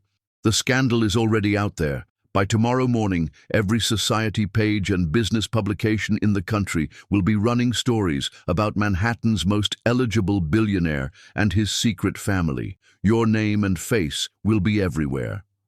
But if you help us, Taraji added, if you provide evidence of his fraud and manipulation, maybe we can minimize the damage to you and Arisha. Maybe we can even find a way to make him pay for what he's done to all of us. Zirelia was quiet for a long moment, clearly weighing her options. Finally, she nodded slowly, exactly as Taraji had known she would. What do you need to know? Everything, Taraji said grimly. Every lie, every document, every promise he made that he never intended to keep. As the first light of dawn began to filter through the penthouse windows, 3 women sat around the Marble Island, surrounded by evidence of a conspiracy that had lasted 5 years. But for the first time since her world had appeared to collapse, Taraji felt something stirring in her chest that wasn't grief or rage. It was the cold, calculated satisfaction of a woman who had spent 2.5 years building an unassailable case against the man who had tried to destroy her. Wesley Hemsworth had made the mistake of teaching her how to be ruthless. Now he was going to pay the price for being such an excellent teacher. Chapter 8. The Chess Game. The morning light streaming through the windows of Miriam's downtown loft revealed 3 women who looked like they had survived a war, which, Taraji reflected grimly as she studied the evidence spread across every available surface, was essentially what had happened, though only she knew that it was a war she had been strategically planning for over 2.5 years. She had moved out of the penthouse at dawn, taking only her personal belongings and leaving behind 5 years of carefully curated perfection that now felt like the set of an elaborate stage play. Wesley's attempts to freeze her assets had been partially successful, but he had forgotten that Taraji Lathan had been resourceful long before she became Taraji Lathan Hemsworth. The offshore accounts are still accessible, she reported, closing her laptop after completing a series of encrypted transactions. He never knew about the emergency funds I kept in the Cayman Islands, old habits from my struggling designer days. How much? Mirellen asked, looking up from the legal documents she'd been reviewing. Enough to wage war. Taraji's smile was sharp as a blade. Wesley taught me to be paranoid about financial security. I just never told him exactly how paranoid I'd become. What she didn't mention was that those offshore accounts contained far more than emergency funds. For the past 2.5 years, she had been systematically moving money out of their joint accounts and into untraceable investments, building a war chest specifically designed to finance Wesley's destruction. Zirelia sat in the corner, looking pale and exhausted, but determined. She had spent the night providing a detailed timeline of Wesley's manipulation, complete with copies of documents he had carelessly left in her apartment and recordings of conversations she had made on her phone during their more volatile arguments. He never suspected I was documenting anything, she said quietly. He was so confident in his control over both of us that he got sloppy. The evidence was damning, though of course Taraji had been collecting similar documentation for much longer. Wesley's plan had been methodical and sophisticated. Identify a talented entrepreneur with revolutionary products, initiate a romantic relationship to gain access to her business, invest money with carefully hidden strings attached, slowly acquire controlling interest through shell companies, then dissolve the marriage while retaining control of the company and its innovations. He's done this before, Taraji said, studying financial records that James Morrison had provided during their secret collaboration over the past 18 months. 3 times, actually, Always brilliant women with innovative businesses, always the same pattern of romantic pursuit followed by systematic financial acquisition. What happened to the others? Mirellan asked. One suicide, one moved to Europe and never spoke publicly about it. One is currently fighting him in litigation that's been dragging on for 4 years.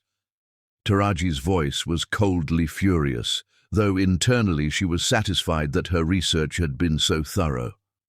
Jesus Christ, Mirellan breathed.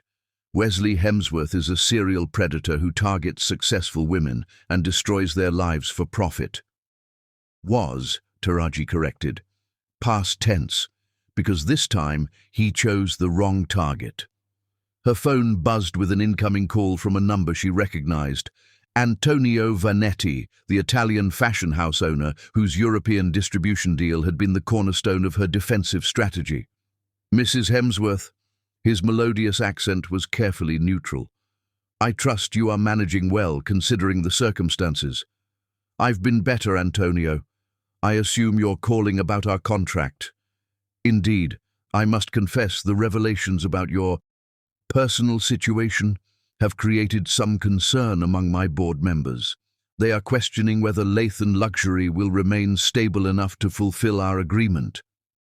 Taraji felt a flash of satisfaction. Wesley was already working to undermine her business relationships, exactly as she had anticipated when she had structured the European deals through separate corporate entities specifically designed to be immune from his manipulation. Antonio, she said carefully, what would it take for your board to feel confident in moving forward with our partnership? Perhaps a meeting? Something to demonstrate that Lathan Luxury remains under competent leadership, regardless of any personal difficulties you may be experiencing. I'll be in Milan by Thursday, she said, making the decision that she had actually planned 6 months ago. I'll bring samples of our new European line and documentation that will satisfy any concerns about corporate stability.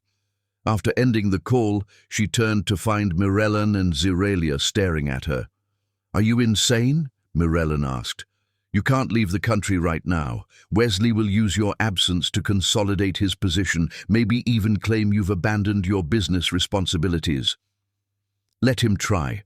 I'm not running away. I'm executing the next phase of my strategy. She moved to her laptop, pulling up flight schedules and hotel reservations that she had booked months ago under an assumed name. Wesley thinks he can destroy my reputation and steal my company while I cower in hiding. Instead, I'm going to do what I do best. I'm going to sell fashion to people who appreciate excellence. But the legal proceedings will continue whether I'm in Manhattan or Milan. James can handle the initial filings and we'll coordinate everything remotely. Meanwhile, I'll be securing the international contracts that represent Lathan Luxury's real future. It was a strategy she had been developing for over a year, recognizing that Wesley's focus on domestic assets made him vulnerable to international maneuvering. There's something else, Zirelia said hesitantly. Something I haven't told you yet. Taraji looked up from her laptop, though she suspected she knew what was coming. Wesley has been meeting with competitors, specifically with Marcus Chen at Silk Dynasty. I saw them together 3 times last month, and it wasn't social. Marcus Chen was the CEO of Silk Dynasty, Lathan Luxury's primary rival in the high-end textile market. If Wesley was collaborating with him, it could only mean one thing. He was planning to sell Taraji's innovations to her competition once he gained complete control of the company. Do you have proof? Photos. I was curious about his mysterious lunch meetings, so I followed him once. I have pictures of them exchanging documents. The betrayal kept getting deeper, exactly as Taraji had expected when she had hired private investigators to document Wesley's activities 18 months ago. Send me everything, Taraji said grimly. Photos, documents, recordings, anything that can establish a pattern of fraud and corporate espionage. As Zirelia began transferring files to a secure cloud account, Taraji's phone rang again. This time it was Margaret Ashworth, society's most influential gossip and opinion maker. My dear, The elderly woman's voice was sharp with interest. "I hope you're planning to fight back against that awful man." "Why, Mrs. Ashworth?" "Because I've seen his type before, and they never stop unless someone stops them. Besides, I've always preferred you to him. You have more character and considerably better taste." The endorsement from Manhattan's unofficial social queen was worth more than a dozen positive business reviews, and Taraji had been cultivating Margaret's support for over 6 months through carefully orchestrated social interactions. "I would be honored by your support," Taraji said carefully. "You have it completely. And I want you to know that several of us, the women Wesley charmed at various social functions over the years, have been comparing notes. We've identified at least 6 others he pursued before settling on you."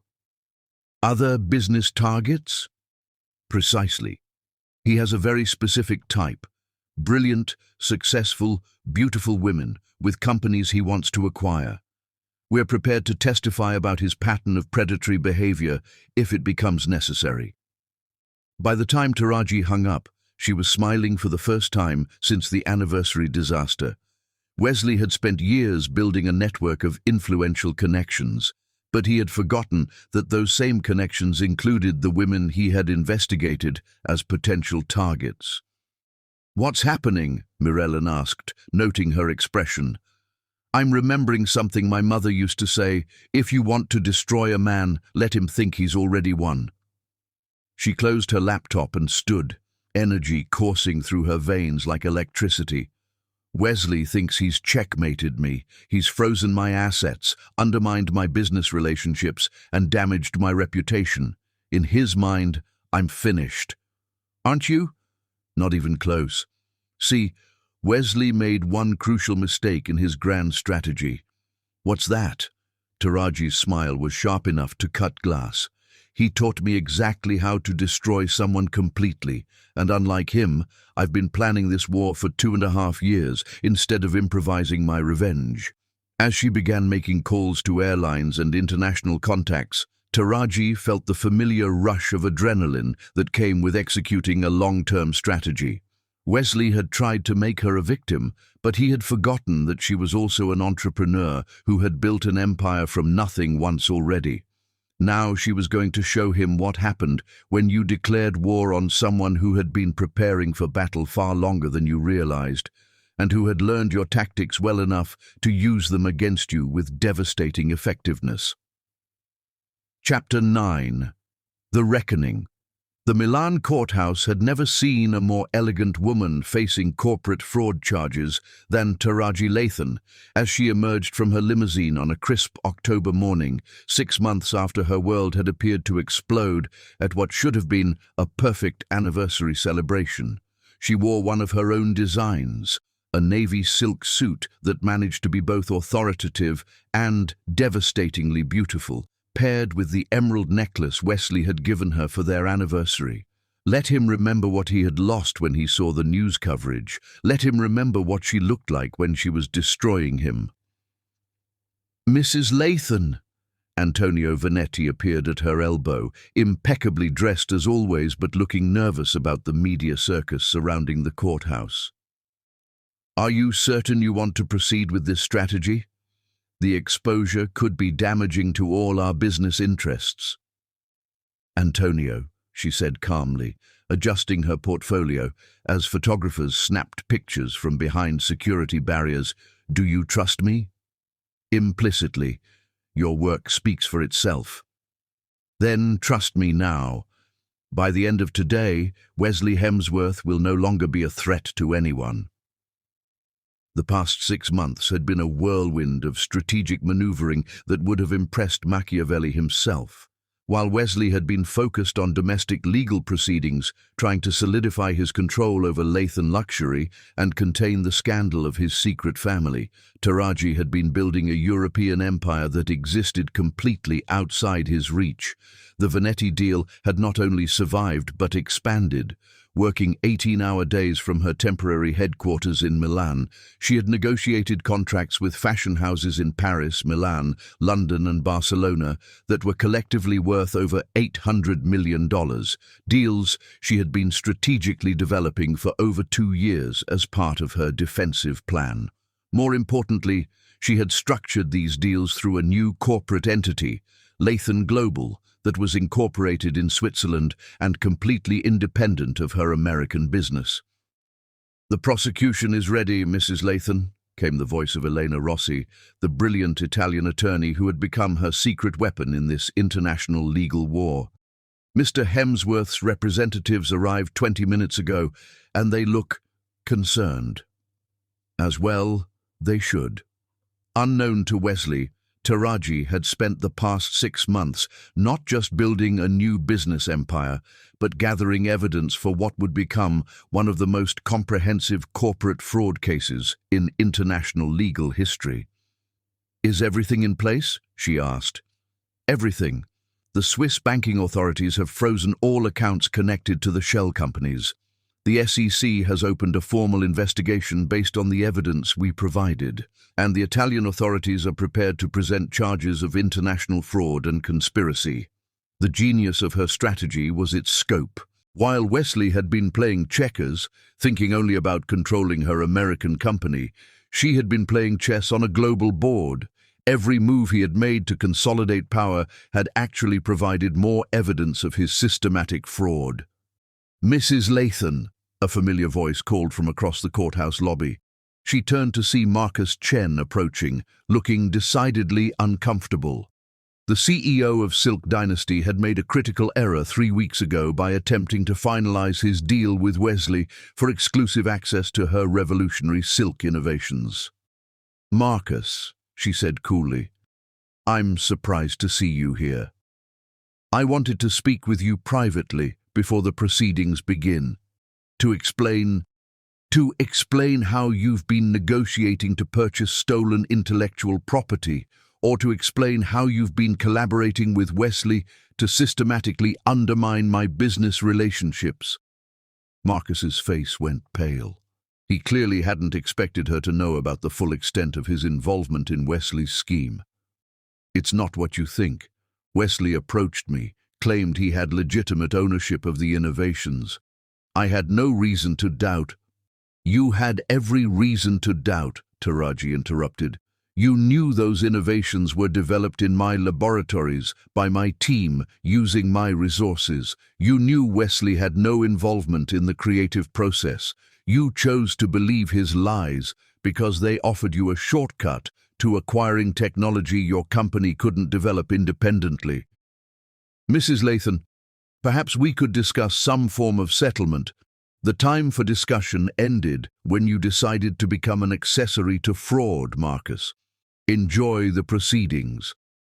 As Marcus retreated, clearly shaken, Elena appeared beside her with a satisfied expression.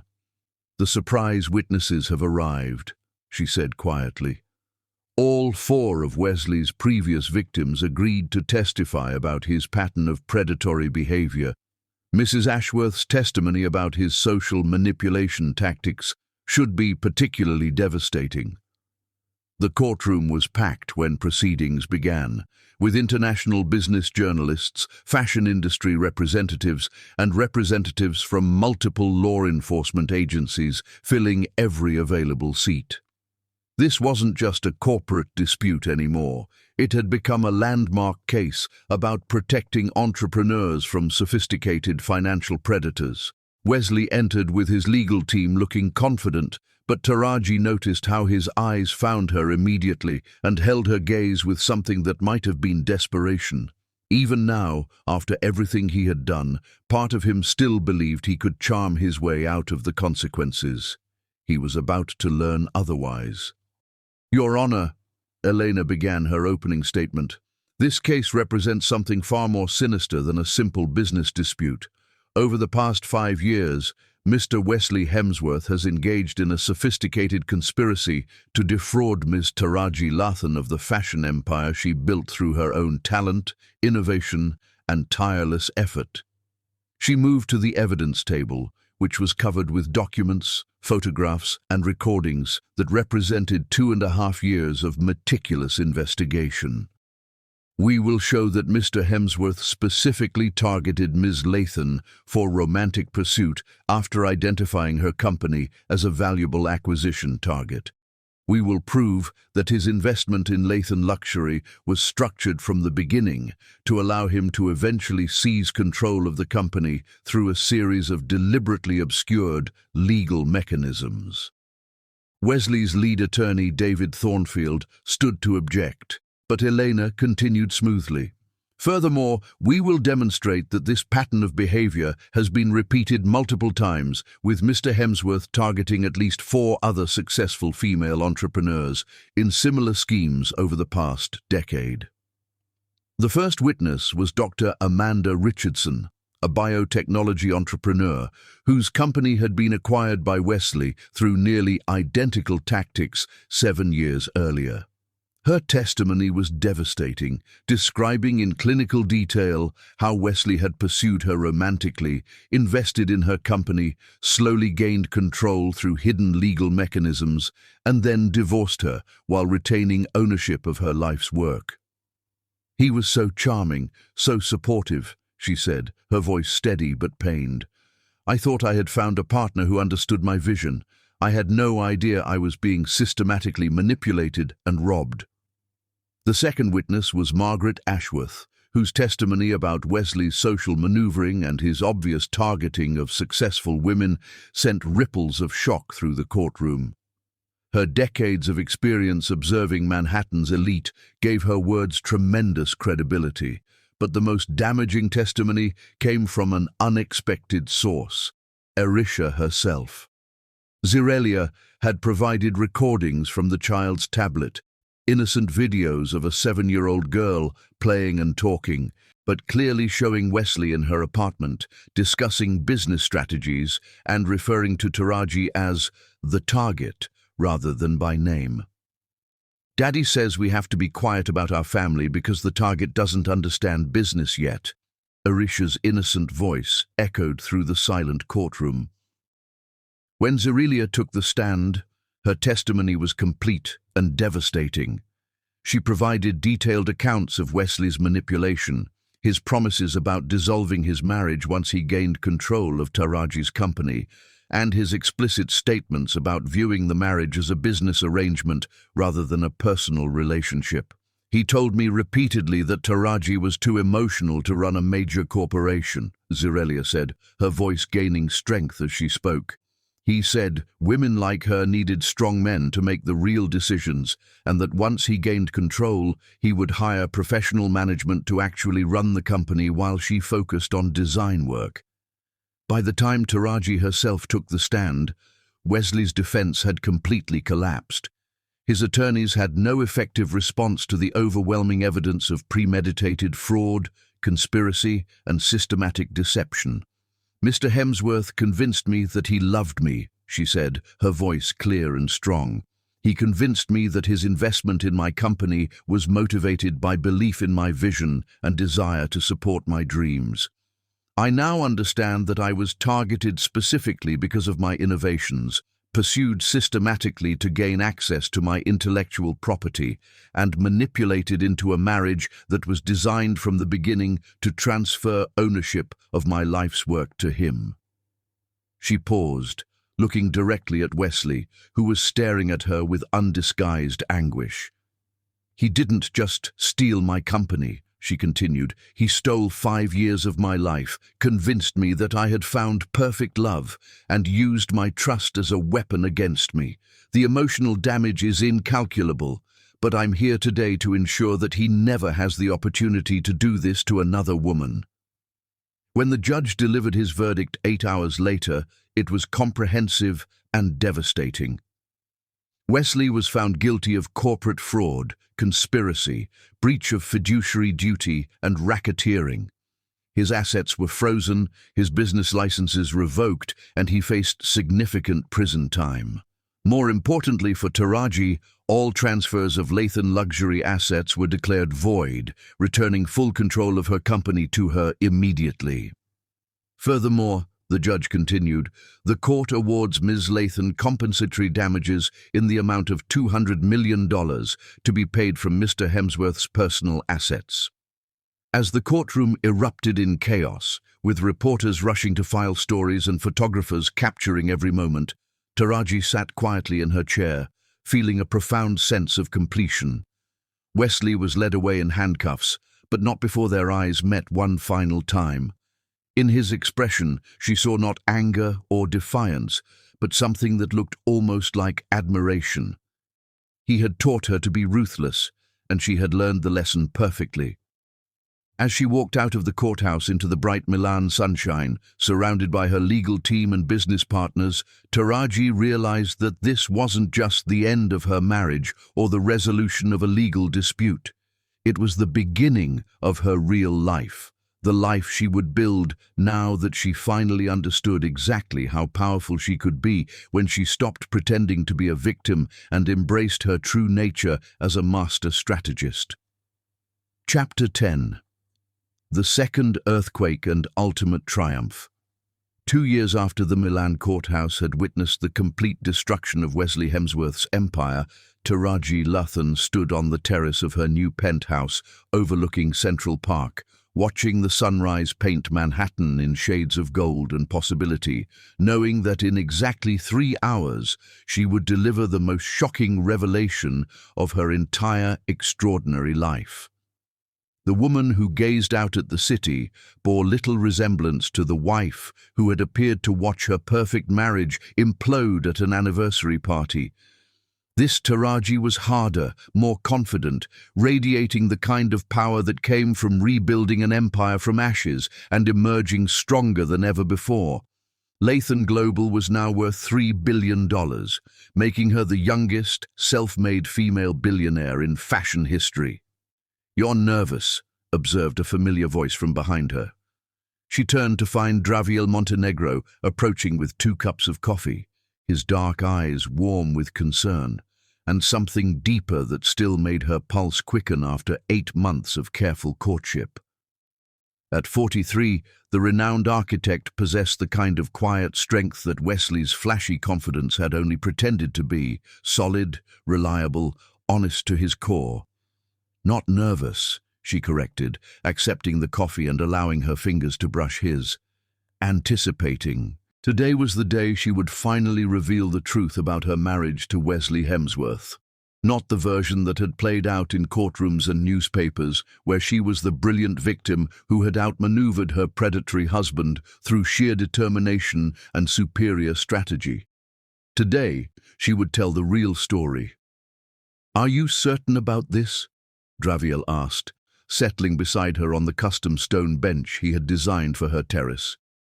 "You don't owe anyone explanations about your past." "I owe myself the truth," she replied, "and I owe you the truth, especially if we're going to build something real together." Their relationship had begun 18 months ago when she'd hired him to design her new headquarters building, a 50-story glass and steel monument to female entrepreneurship that would house Lathan Global's international operations. What had started as professional collaboration had evolved into something neither of them had expected: a love built on respect, honesty, and genuine partnership. "Besides," she continued with a smile that held secrets Draviel was about to learn, "I've discovered that the truth, properly revealed, can be more powerful than any lie." At 10 o'clock, the conference room at Lathan Global's headquarters was packed with the same journalists, business analysts, and former associates who had covered her legal victory 2 years earlier. But today's gathering wasn't about celebrating another business triumph or announcing a new fashion line. Today was about setting the record straight. Taraji entered the room wearing one of her signature designs, a stunning emerald silk suit that made her look like a queen holding court. She moved to the podium with the confidence of a woman who had learned to command any room, any audience, any situation. "Ladies and gentlemen," she began, her voice clear and strong, "thank you for joining me today. 2 years ago, many of you covered what you believed was the story of a brilliant woman who discovered her husband's betrayal and fought back to reclaim her stolen empire. Murmurs rippled through the crowd. This wasn't the usual corporate announcement they had expected. That story was true, as far as it went, but it wasn't the complete truth. Today, I want to share with you the real story of my marriage to Wesley Hemsworth, and reveal something that no one, not even my closest friends, has ever known. She paused, surveying the room full of expectant faces, including several of Wesley's former business associates who had rebuilt their careers after distancing themselves from his scandal. The truth is that I discovered Wesley's pattern of targeting successful women for financial exploitation approximately 2.5 years into our marriage. 2.5 years before that anniversary party. The room erupted in shocked whispers.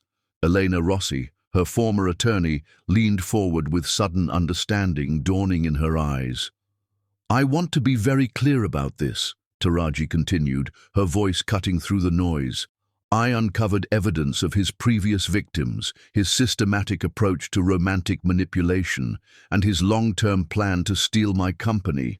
I knew about his relationship with Zeralia. I knew Arisha was his daughter. I knew everything." "Then why didn't you expose him immediately?" called out Sarah Chen from Business Weekly. Taraji's smile was sharp as a blade. "Because I realized that Wesley had given me an incredible opportunity. He had taught me to be ruthless, shown me how to manipulate financial structures, demonstrated the power of strategic deception. I decided to become a better student than he was a teacher." The revelation hit the room like a physical force. Cameras flashed frantically as reporters realized they were witnessing one of the most extraordinary admissions in corporate history. For 2.5 years, I played the role of the loving, trusting wife while systematically documenting his crimes, building evidence of his fraud, and most importantly, creating a completely separate business empire that existed outside his reach. She moved to a presentation screen, displaying financial documents that showed the true scope of her preparation. While Wesley was focused on slowly acquiring shares in Lathan Luxury through his shell companies, I was establishing Lathan Global in Switzerland, securing international partnerships that he knew nothing about, and transferring my most valuable intellectual property to European subsidiaries that were completely beyond his control. "You planned the entire European expansion as a defensive strategy?"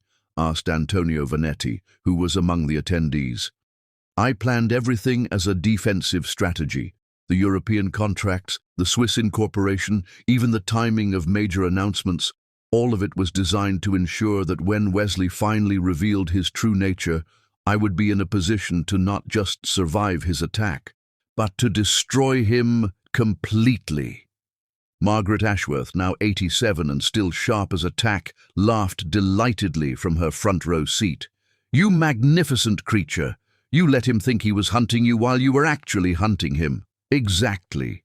Wesley's fundamental flaw was his belief that successful women were easy targets because we allegedly think with our emotions rather than our intellects. He never considered the possibility that I might be more intelligent, more strategic, and more ruthless than he was. Taraji activated another slide, showing a timeline that demonstrated the careful orchestration of her counter-strategy. "I allowed him to continue his systematic acquisition of Lathan Luxury because I knew that every fraudulent transaction would provide evidence for the eventual criminal case.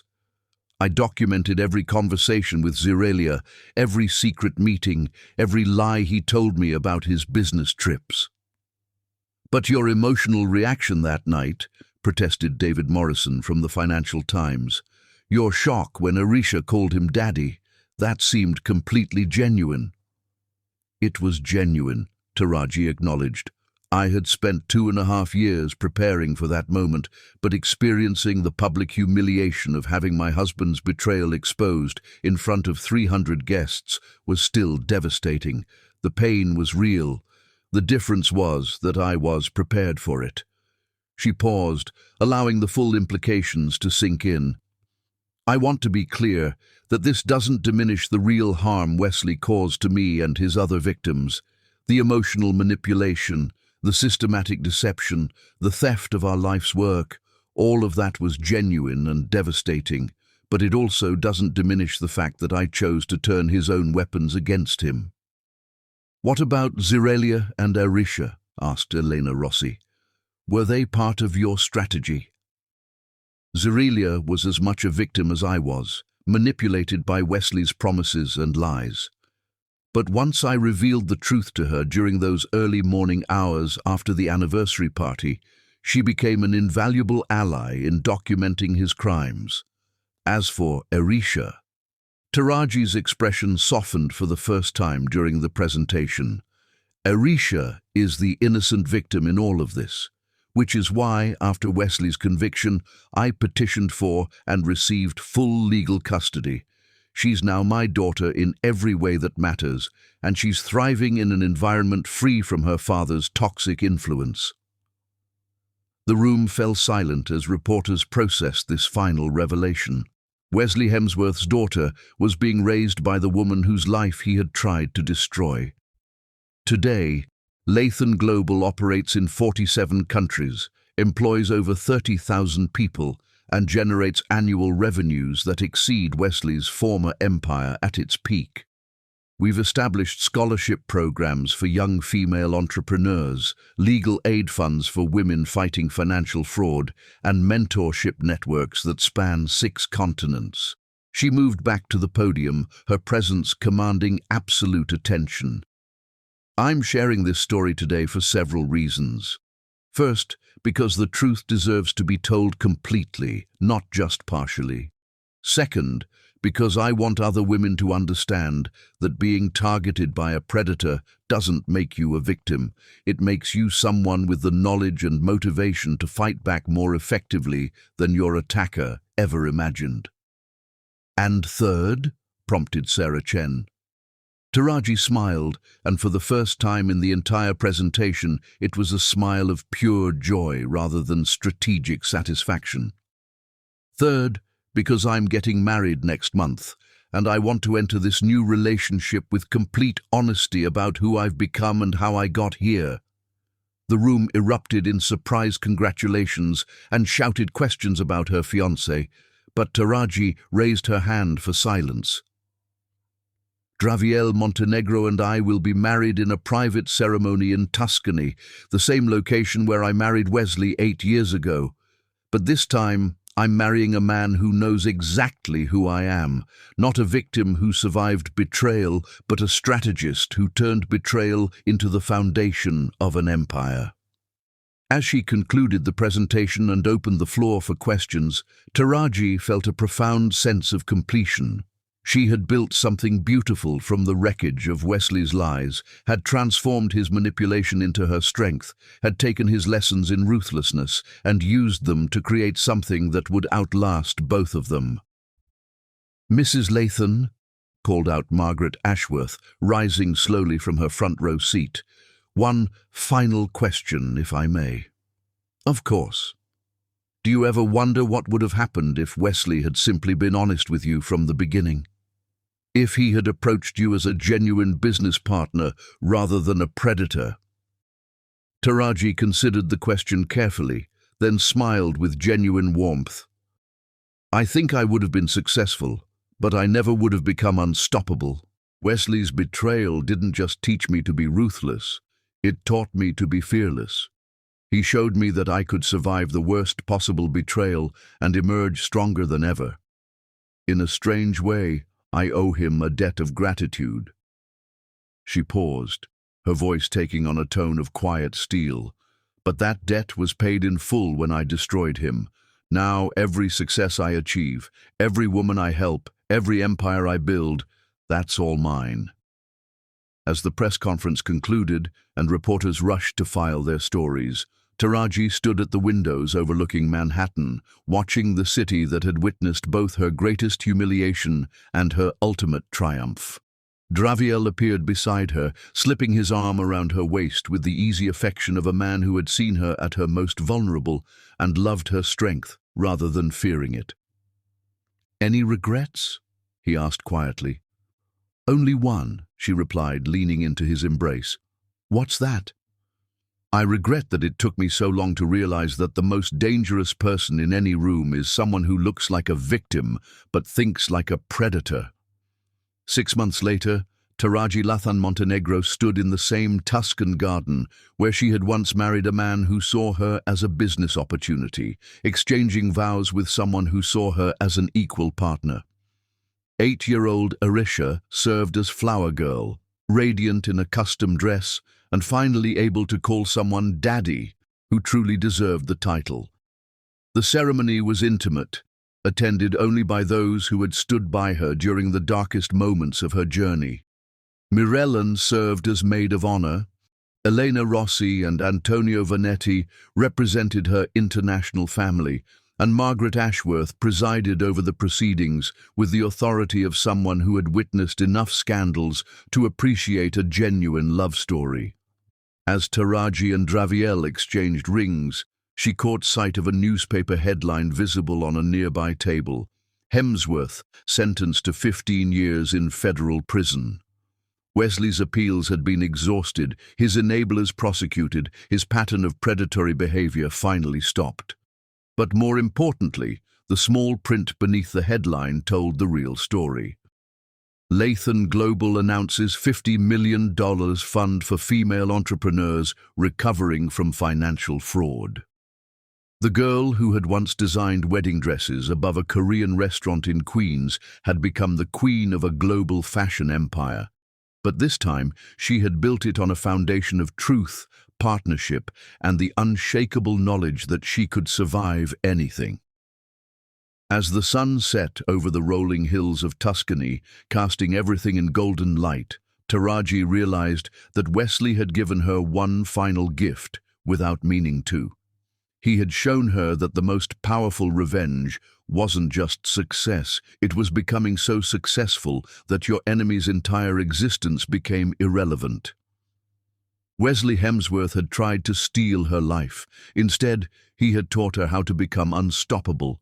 And somewhere in the distance, as champagne toasts echoed across the vineyard and Arisha's laughter rang out like music, a new empire continued to grow, built not on deception and manipulation, but on the unshakable foundation of a woman who had learned that the ultimate victory was not just surviving betrayal, but using it to become legendary.